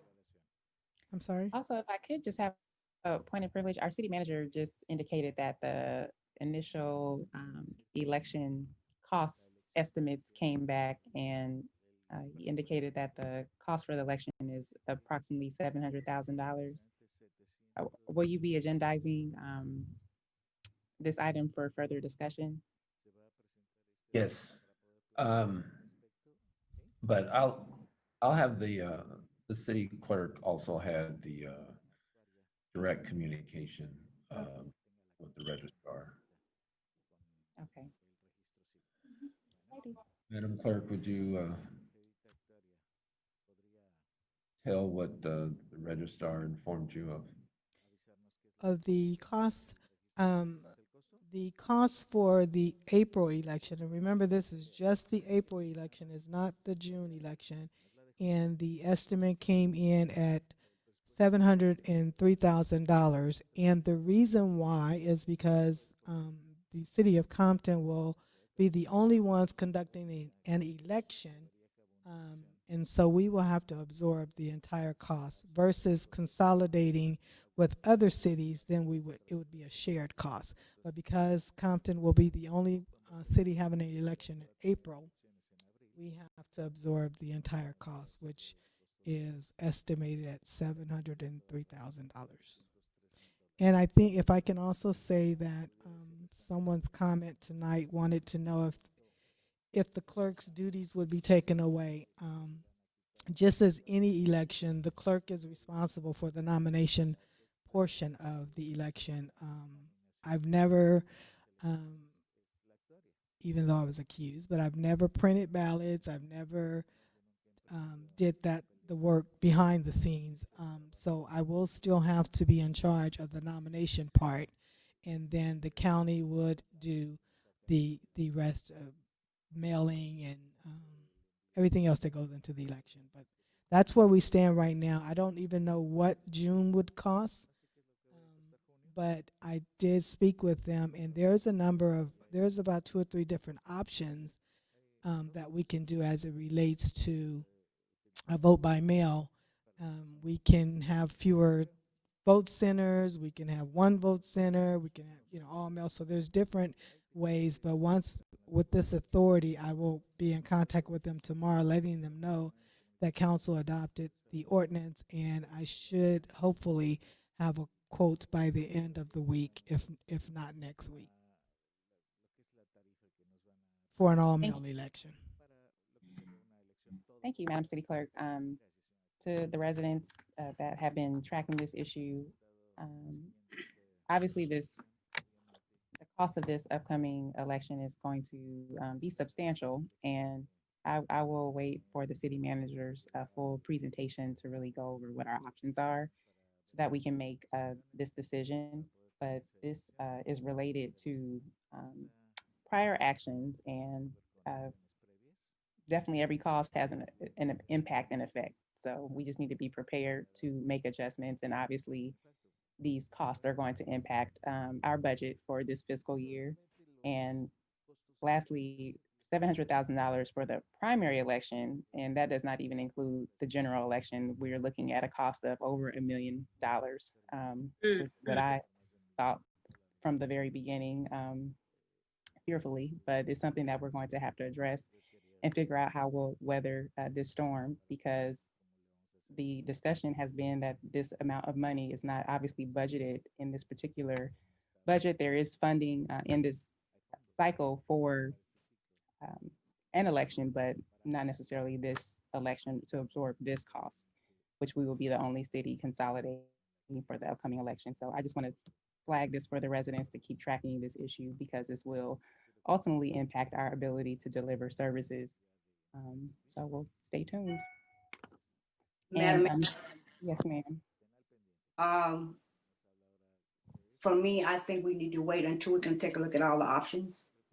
And then we can start stating how it will going to impact us and everything, because right now I am looking at the $703,000 as well. But I also know that it should have been budgeted. And also too, is that I'm looking forward to the city clerk and the city manager presenting options, because we may be with the different options, we may come out different, cheaper. So that's what I'm looking forward to, is a presentation coming from the city clerk and the city manager regarding it. Thank you for your comments, but just for transparency and accountability's sake, this issue was flagged for the city council at the time of budget adoption. It was flagged actually prior to the preparation of this fiscal year's budget. This was brought forward. The council actually had an action to develop the proposals to change our election cycle to be in line with the state of California. We're one of 7 cities that actually has its own election. So this issue has been discussed in the public forum. This is not a surprise. And for transparency's sake, I want to make sure that that is clear, that the city manager did notify the council as a threat. And because we were navigating the significant reductions in our budget due to COVID-19, which ultimately impacted our staffing, we had to lay off city employees and make other reductions in our operating budget. So this item is not a surprise, and I just want to make sure that that is clear, because we have to be accountable for our decisions that we make here on behalf of the residents. And I agree, and that's why I said the presentation is coming back from them. And also too, it wasn't a guarantee. I think the city manager, how much did you budget, Craig, for the special election in November? There's 280,000 budgeted in. Yeah, but if the item didn't pass, we would still have to pay the $700,000. There was no guarantee that the voters were going to vote to switch the election cycle. And judging by the outpouring of public comments that weren't just a script with changing different people's names, there were actual real comments from the residents. It didn't seem like the people wanted that. So that you gotta say that for the facts too. The $280,000 was no guarantee that the voters were going to vote in favor of moving the election. And if they did not, we would have lost the 280 grand, and we would still have to pay for the upcoming election. I think that if we have been transparent with residents, some were looking at a few people who made it purposeful to come out and say, we don't want them to have another year. Having another year wasn't the issue. The issue was going to an even year so we could have shared costs. So I think if we were been transparent with residents, stating that we're doing this to be cost effective like other cities, us going to an even year, Madam City Clerk, if we would have went to an even year, would that 280 have covered our election? It probably would have. So I think if we would have been transparent with the residents, they would have voted to yes, pay 280,000 versus 700,000 for April. Plus, we don't know what June is going to be.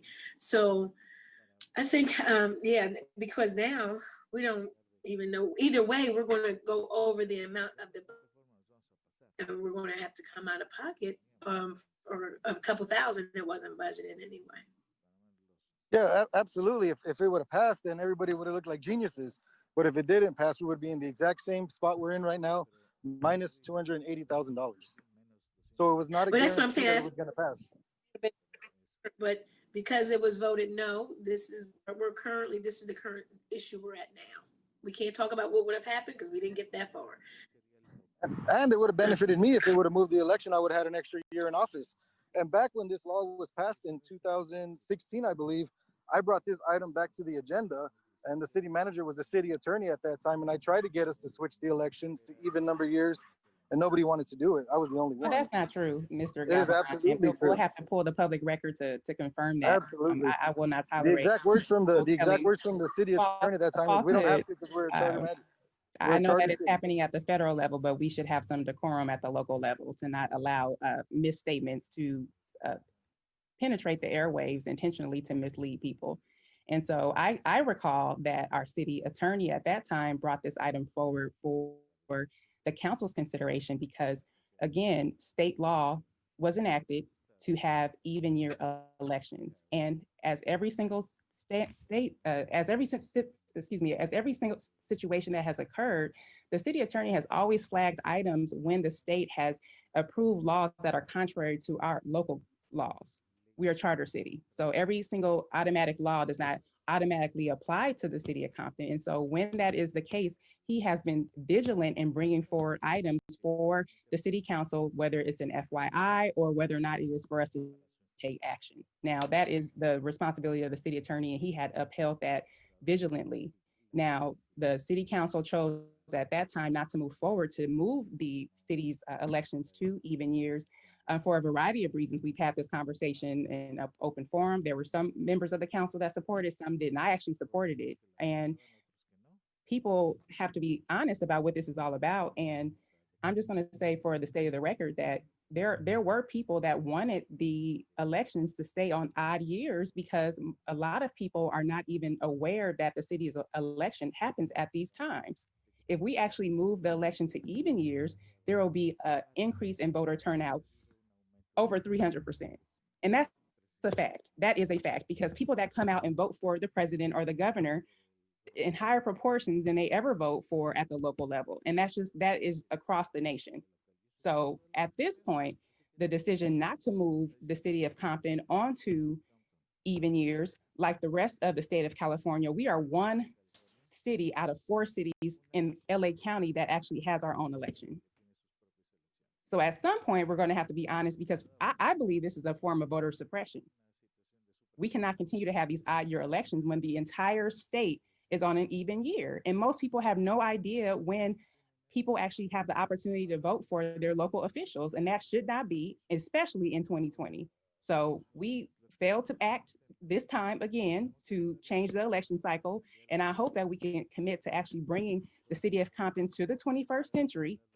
Like we're always dealing with so many issues to try to bring the city where it should be. We talked about general plans. We talked about all these other items that are a result of lack of investment, a lack of forward progress. Even to the point, the city clerk, she has brought forward all vote by mail elections every single election cycle, and the council has never supported the concept. Now, because of the pandemic and the state has changed this election cycle to all vote by mail, obviously it's more palatable, but this is something that our city clerk, our elected voter official and voting election officer has brought forward for the benefit of the residents and for the forward progress of our city. So let's be honest for the record, or let's not say anything at all.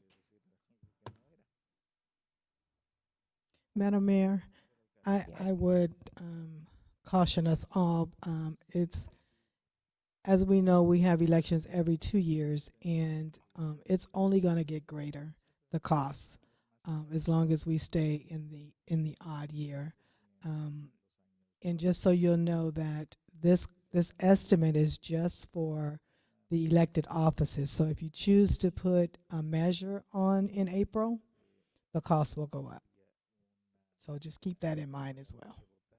So I mean, I think at some point, we're going to have to change. We're going to have to change, or our entire budget will be for the election. Thank you, Madam City Clerk. If we can proceed forward, thank you. Your council comments. Councilwoman Chambers? Well, yes, thank you, Madam Mayor. Segue right into since we're on topic, into one of my announcements. Compton Youth Build is now an official voting center. Located at 1108 North Oleander in Compton, which is the old Dollar High building. Early voting times is October 30th to November the 2nd, from 10 a.m. to 7 p.m. and November 3rd, election day, 7 a.m. to 8 p.m. And parking is in the rear. Again, Compton Youth Build is now an official voting center. And please, I have early voting times. And again, October 30th to November 2nd and November the 3rd. So congratulations, Youth Build, for doing your part for civic engagement. And then I'll be very short tonight. City Manager, I've noticed there's been a lot of abandoned cars throughout the city. Where it looks like they may have been, and I don't know this to be fact, but it may be that they're stolen and dropped off because the license plates are valid. I know there's some off Parmalee, one's on my street, going further 137th. There's one parked, somebody parked one over. There's one at Grocery Outlet. It's abandoned. So they're just sitting around, excuse me, very, very, like they've been sitting for a long time, all real dirty and dusty, haven't been moved in a while. So we can look into that. I'd greatly appreciate it. Maybe write down the license plate, give it to the sheriff. Maybe it could be a recovery for someone's vehicle, or just a broken down vehicle. And I'm sorry. This Saturday I apologize. Let me get the flyer. I thought I printed out, but I did not. This Saturday, open to the public, I'm hosting a food box giveaway with Omega Sci-Fi in Gonzales Park.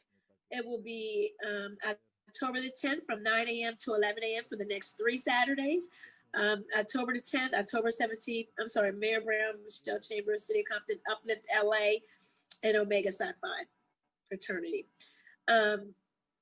October 10th, October 17th, October the 24th. Again, it's sponsored by Mayor H. Brown, Mayor Pro Tem Michelle Chambers, Uplift LA Institute, Omega Sci-Fi. It is at Gonzales Park at 1101 West Cressy. Please come out. It is 1,000 boxes of food to give away. Again, it's this Saturday, the next Saturday, and the next from the 10th, the 17th, and the 24th. And lastly, I would like to wish a happy birthday to Pastor Anthony Williams, my friend of 88th Street Church of God in Christ in LA, and Pastor JJ James Jones of Watts Gang Task Force. Happy birthday, guys, and thank you for allowing me to serve you. It's always my pleasure. Good night. Thank you, Councilwoman Chambers. Councilman Galvan? Yeah. To the city manager, I was wondering if you'd be willing to give a report back to the people. We had talked, and I had made the request several times about getting new trash cans at the parks. And I had a pleasant conversation with you last week, and you gave me some good news. So I was wondering if you'd be willing to share that with the residents. Yes, right now we are looking at quotes to replace all the trash cans at the parks.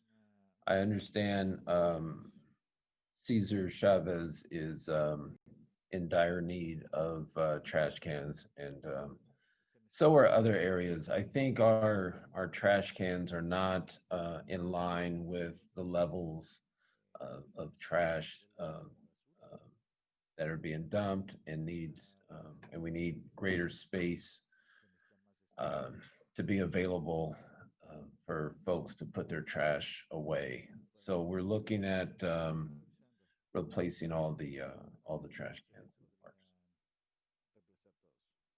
And then also I requested an update on when you're going to start enforcing the marijuana shutdowns of all the illegal shops, especially the ones the one that is inside the park, and you gave me a good update on that. Can you share that with the people as well, please? Marijuana dispensary enforcement started in 2012. I know you, 2014. I know you, you have referred the one next to Cesar Chavez. We are in discussions not only with the sheriff unit, uh, and it is on their list, as well as we are in communication with the owner of the building um, that has been cooperative. So I hope I can report results on that site soon. Okay, thank you so much. That concludes my comments.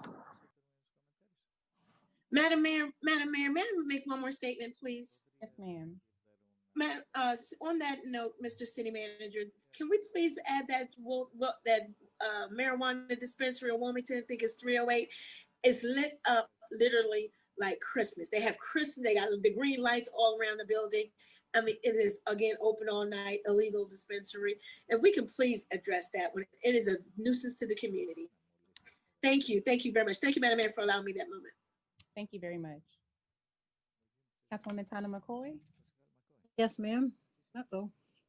Uh-oh, I did something. Oh, I'm sorry. Thank you.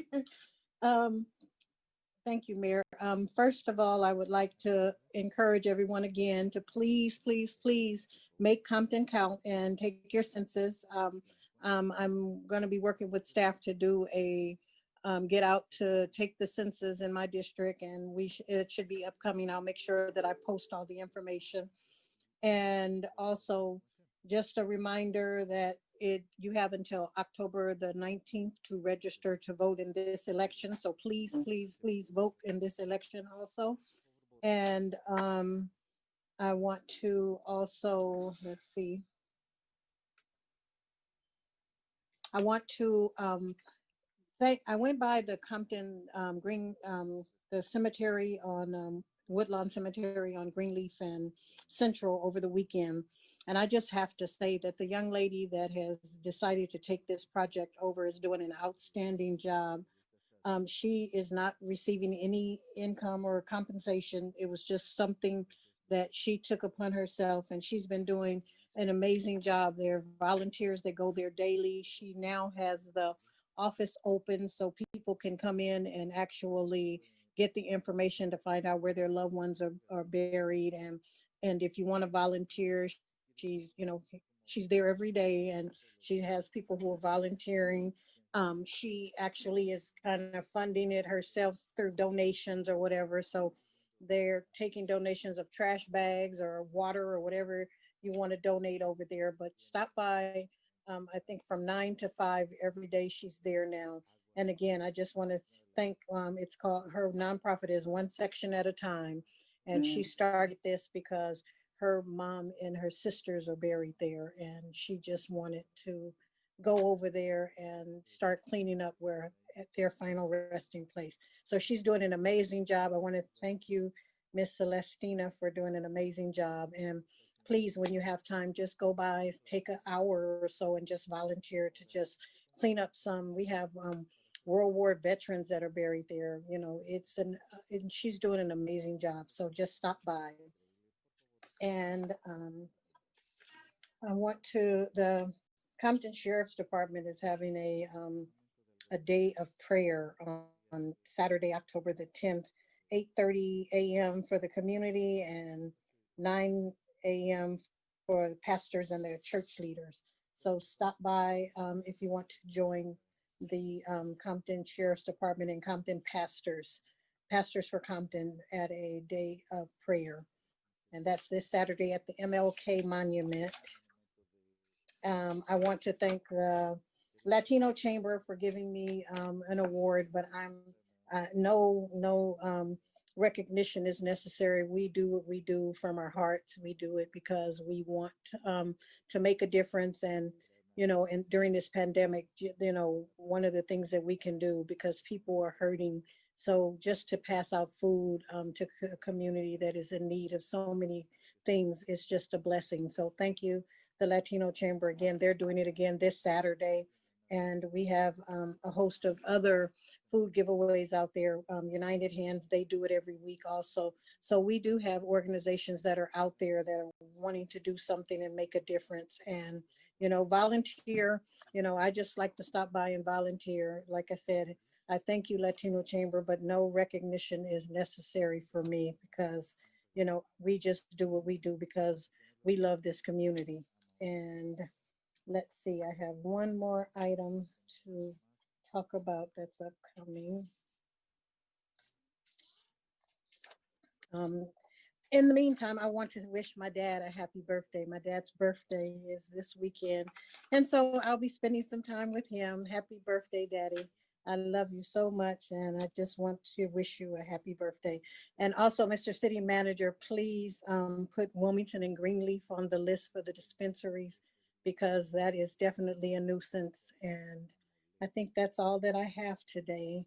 Thank you, guys. Oh, no. Here is the other one. The Compton Creek implementation plan. I've been on that committee and tuning in, and we're really making some strides in getting this this done. So we're having a community park design pop-up event on Thursday, October 8th from 12 to 2 at Senior Cliffs Texas Style Burrito, 408 West Alondra. Come out, make your voice heard, come out and see the design that we have planned and give your input on the new Compton Creek implementation plan. That's right over there by Senior Cliffs Burritos. And the Assemblyman Gibson actually received funding. He went out and he got some funding for us to do just an improvement along the creek. And also, I just want those people who are talking about the condition of the soft bottom of the creek, the Mosquito Abatement Board, we're actually sending a letter to the Army Corps to ask them to come back out and do some cleaning. A year ago, we went to Washington to actually meet with Congresswoman Barragan, and she brought the Army Corps in to meet with us and get some things done. And so we need them to come back out because that breeds mosquitoes when that water doesn't flow. And right now it's horrible down there, and it's so much down there, and we're actually not allowed to go down there. They're the only ones that are allowed to go down there. So we're just pleading with them to come down and, you know, go back down and clean that out so that that water will start flowing again. So that's the update on the creek. Thank you, guys, and God bless you. And again, happy birthday, Daddy. Thank you, Councilwoman McCoy, and happiest of birthdays to your father as well. How young is he this year? 86. Oh, that is it. Okay. 86 young, yes. Big blessing. Thank you, it is. Councilwoman Sharif? Madam Mayor, thank you. I'm unmuted. I have upcoming events I would be doing on Grab and Go food giveaway next Friday, October the 16th from 12 to 1 p.m. I will be hosting this food giveaway in conjunction, in collaboration with Mount Pilgrim Baptist Church, the Jew Child Development Corporation, and Compton Chamber of Commerce. The drive up food giveaway will be located at Mount Pilgrim Church at 400 South Santa Fe Avenue. And also on Wednesday, October the 21st, I will be hosting a live town hall. And joining with me will be Commissioner Priscilla Olsen, who is an active member of the Los Angeles County Civilian Oversight Committee. She will be sharing some information as well as answering some questions that the community have. It will be live on Facebook and Channel 36. If you have any questions, you can please, I'm asking you to please submit the questions to our office ahead of time, and you can just please give my office a call and we can make sure that your questions will be presented. And on Thursday, October the 22nd, I will be hosting a prayer vigil event. I have invited several pastors in the community to pray about the specific needs of our community. Please join us as we pray for the city of Compton. This event will also be live on Facebook. And there's employment opportunities coming up. Bridget and Horan are now hiring for general and clerical services and warehouse technical support. And you can find out more information by going to information at BridgetHoran.com, or you can give them a call at 238-5019. That's 877-238-5019. And SOLA has partnered with CLA, Watts Healthcare, and Oprah Winfrey Charitable Foundation to meet the needs of housing, food, and employment insecurities. They are offering 200 scholarships to retrain and get the certification to Compton residents who have been laid off or furloughed or lost 50% of their work hours due to COVID-19. If you're interested in learning more, please go to solaresources.com. That's SOLA dash resources.com, or you can contact Tana Diggs at tana@goingpublicpr.com, or you can give my office a call and we can make sure that you get this information, because I think it's a wonderful opportunity for a lot of people that have lost their jobs, especially during this COVID-19. So we're just trying to work and try to get people back to work.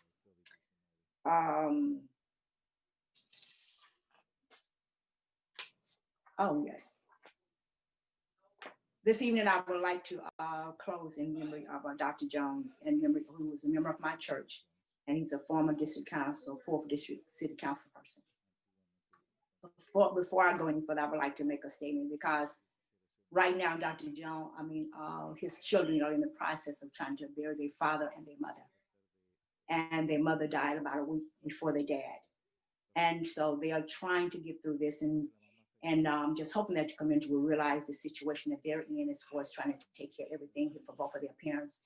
They've really gotten hit really hard here, and I pray for both of those kids, because this can be very devastating when you've lost one parent, but you lose both of your parents almost at the same time. It's truly devastating for them. They're really working, trying to get the funeral arrangements for their mother taken care of, and I know that after that, so right now, this is what they're trying to do. And I am staying in contact with our church in order for me to get updates and everything, and to make sure that everybody is aware of what's happening here with Dr. Jones.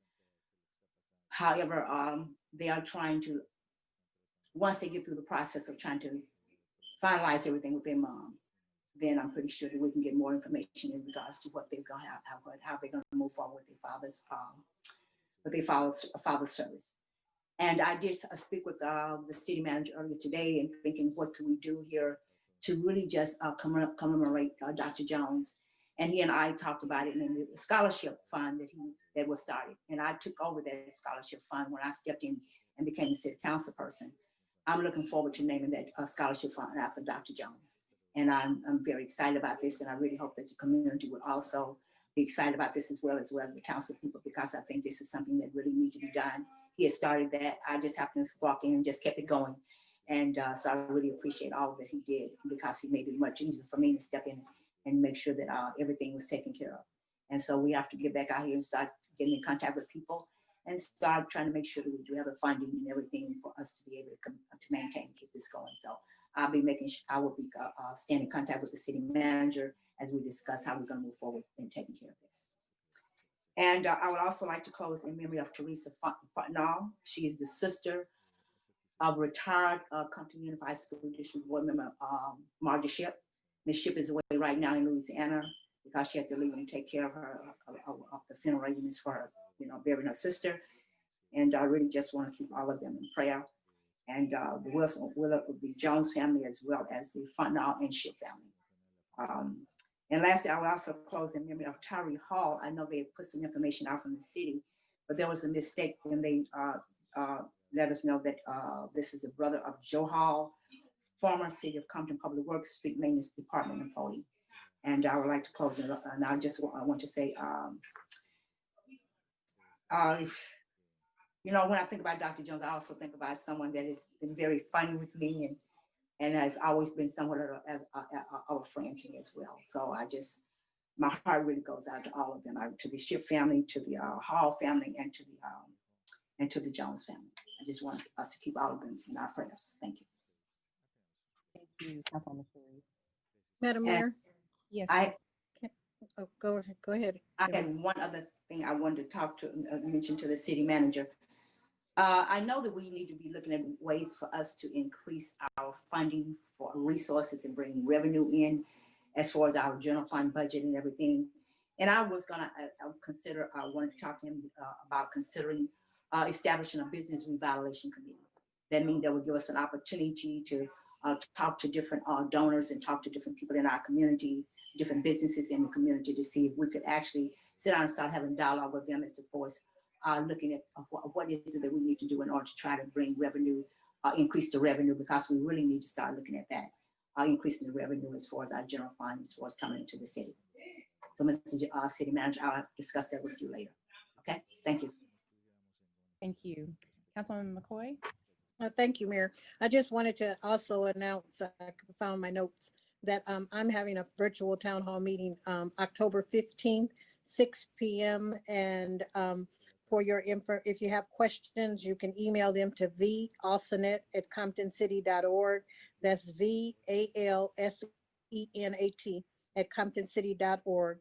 Or you can text it to 310-713-3034 no later than 8 p.m. on October the 13th. The meeting will air on October the 15th. So again, a virtual town hall meeting for District 3 on October the 15th. And that's it, Mayor. Thank you. Thank you, Councilman McCoy.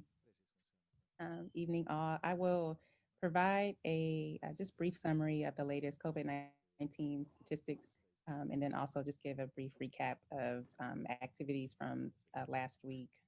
Also, quick census update, and then we will close in memory.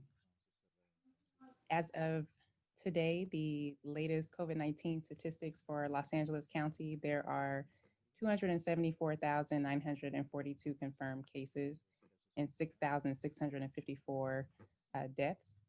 In Compton, we currently have 4,122 confirmed COVID-19 cases and 72 fatalities as a result of COVID-19.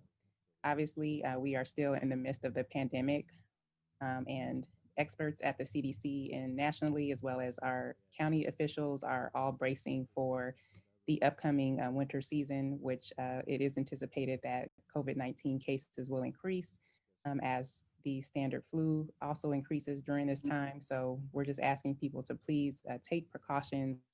I know that as outside is continuing to open up, this virus is still very active and present with us. And so we want to do all that we can to protect our community. And I also would like to encourage residents to please take advantage of the free COVID-19 testing facility operating at Gonzalez Park. The hours are 8 a.m. to 8 p.m.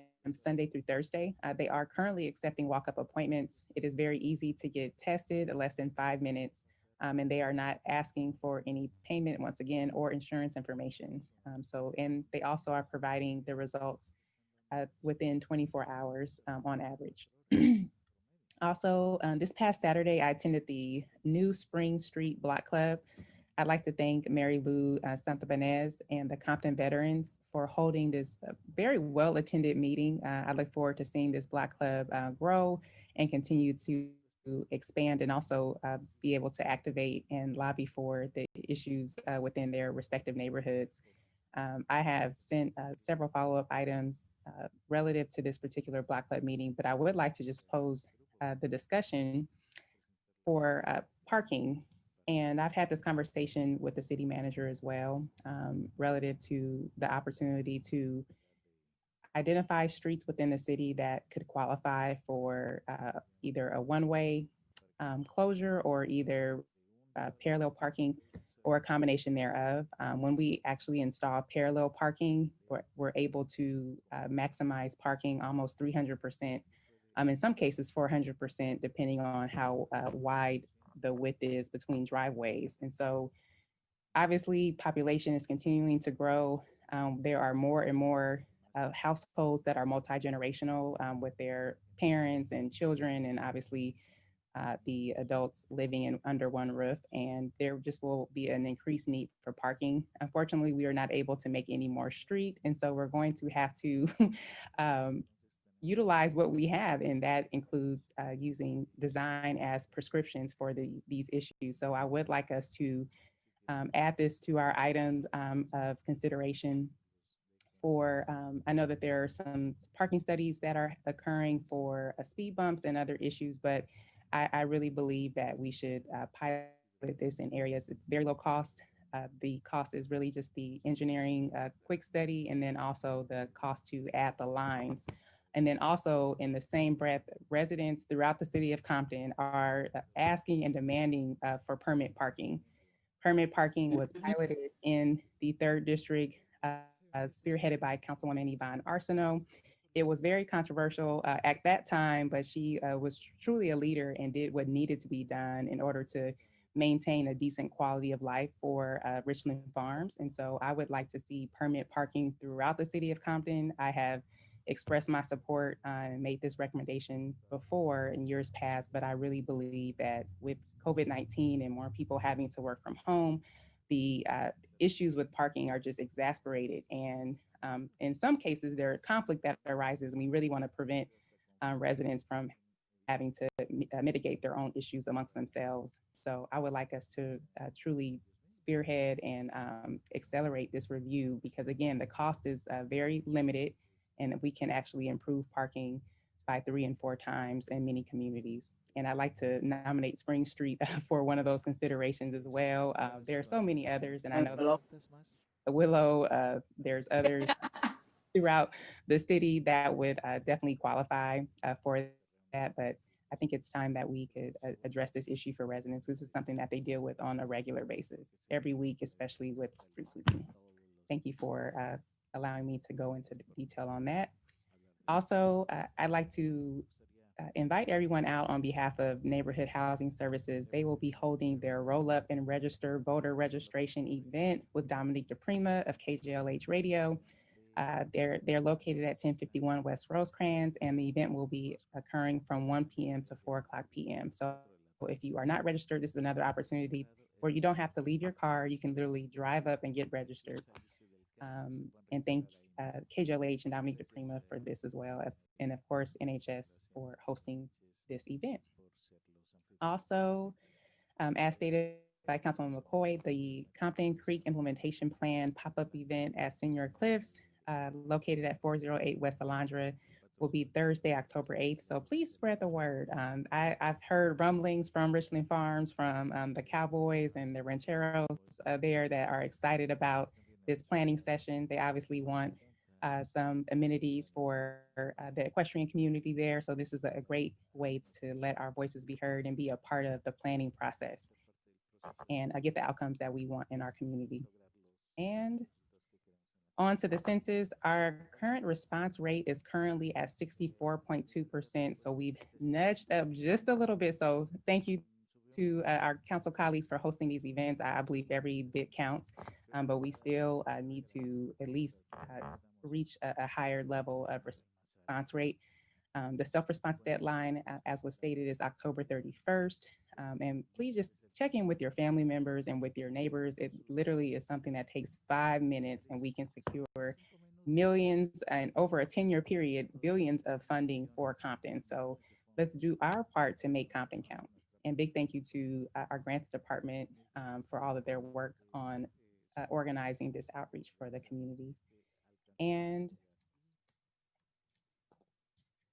I will also ask, I know that our state lobbyists, I requested for them to provide just a legislative report for the city council on bills that were signed into law by the governor.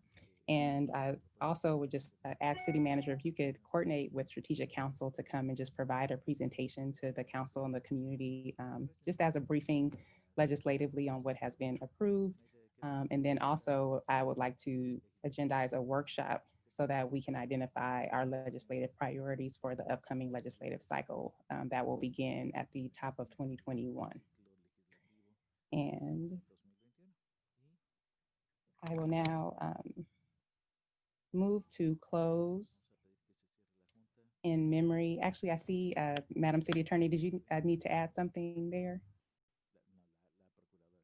I can't hear you. You have to unmute.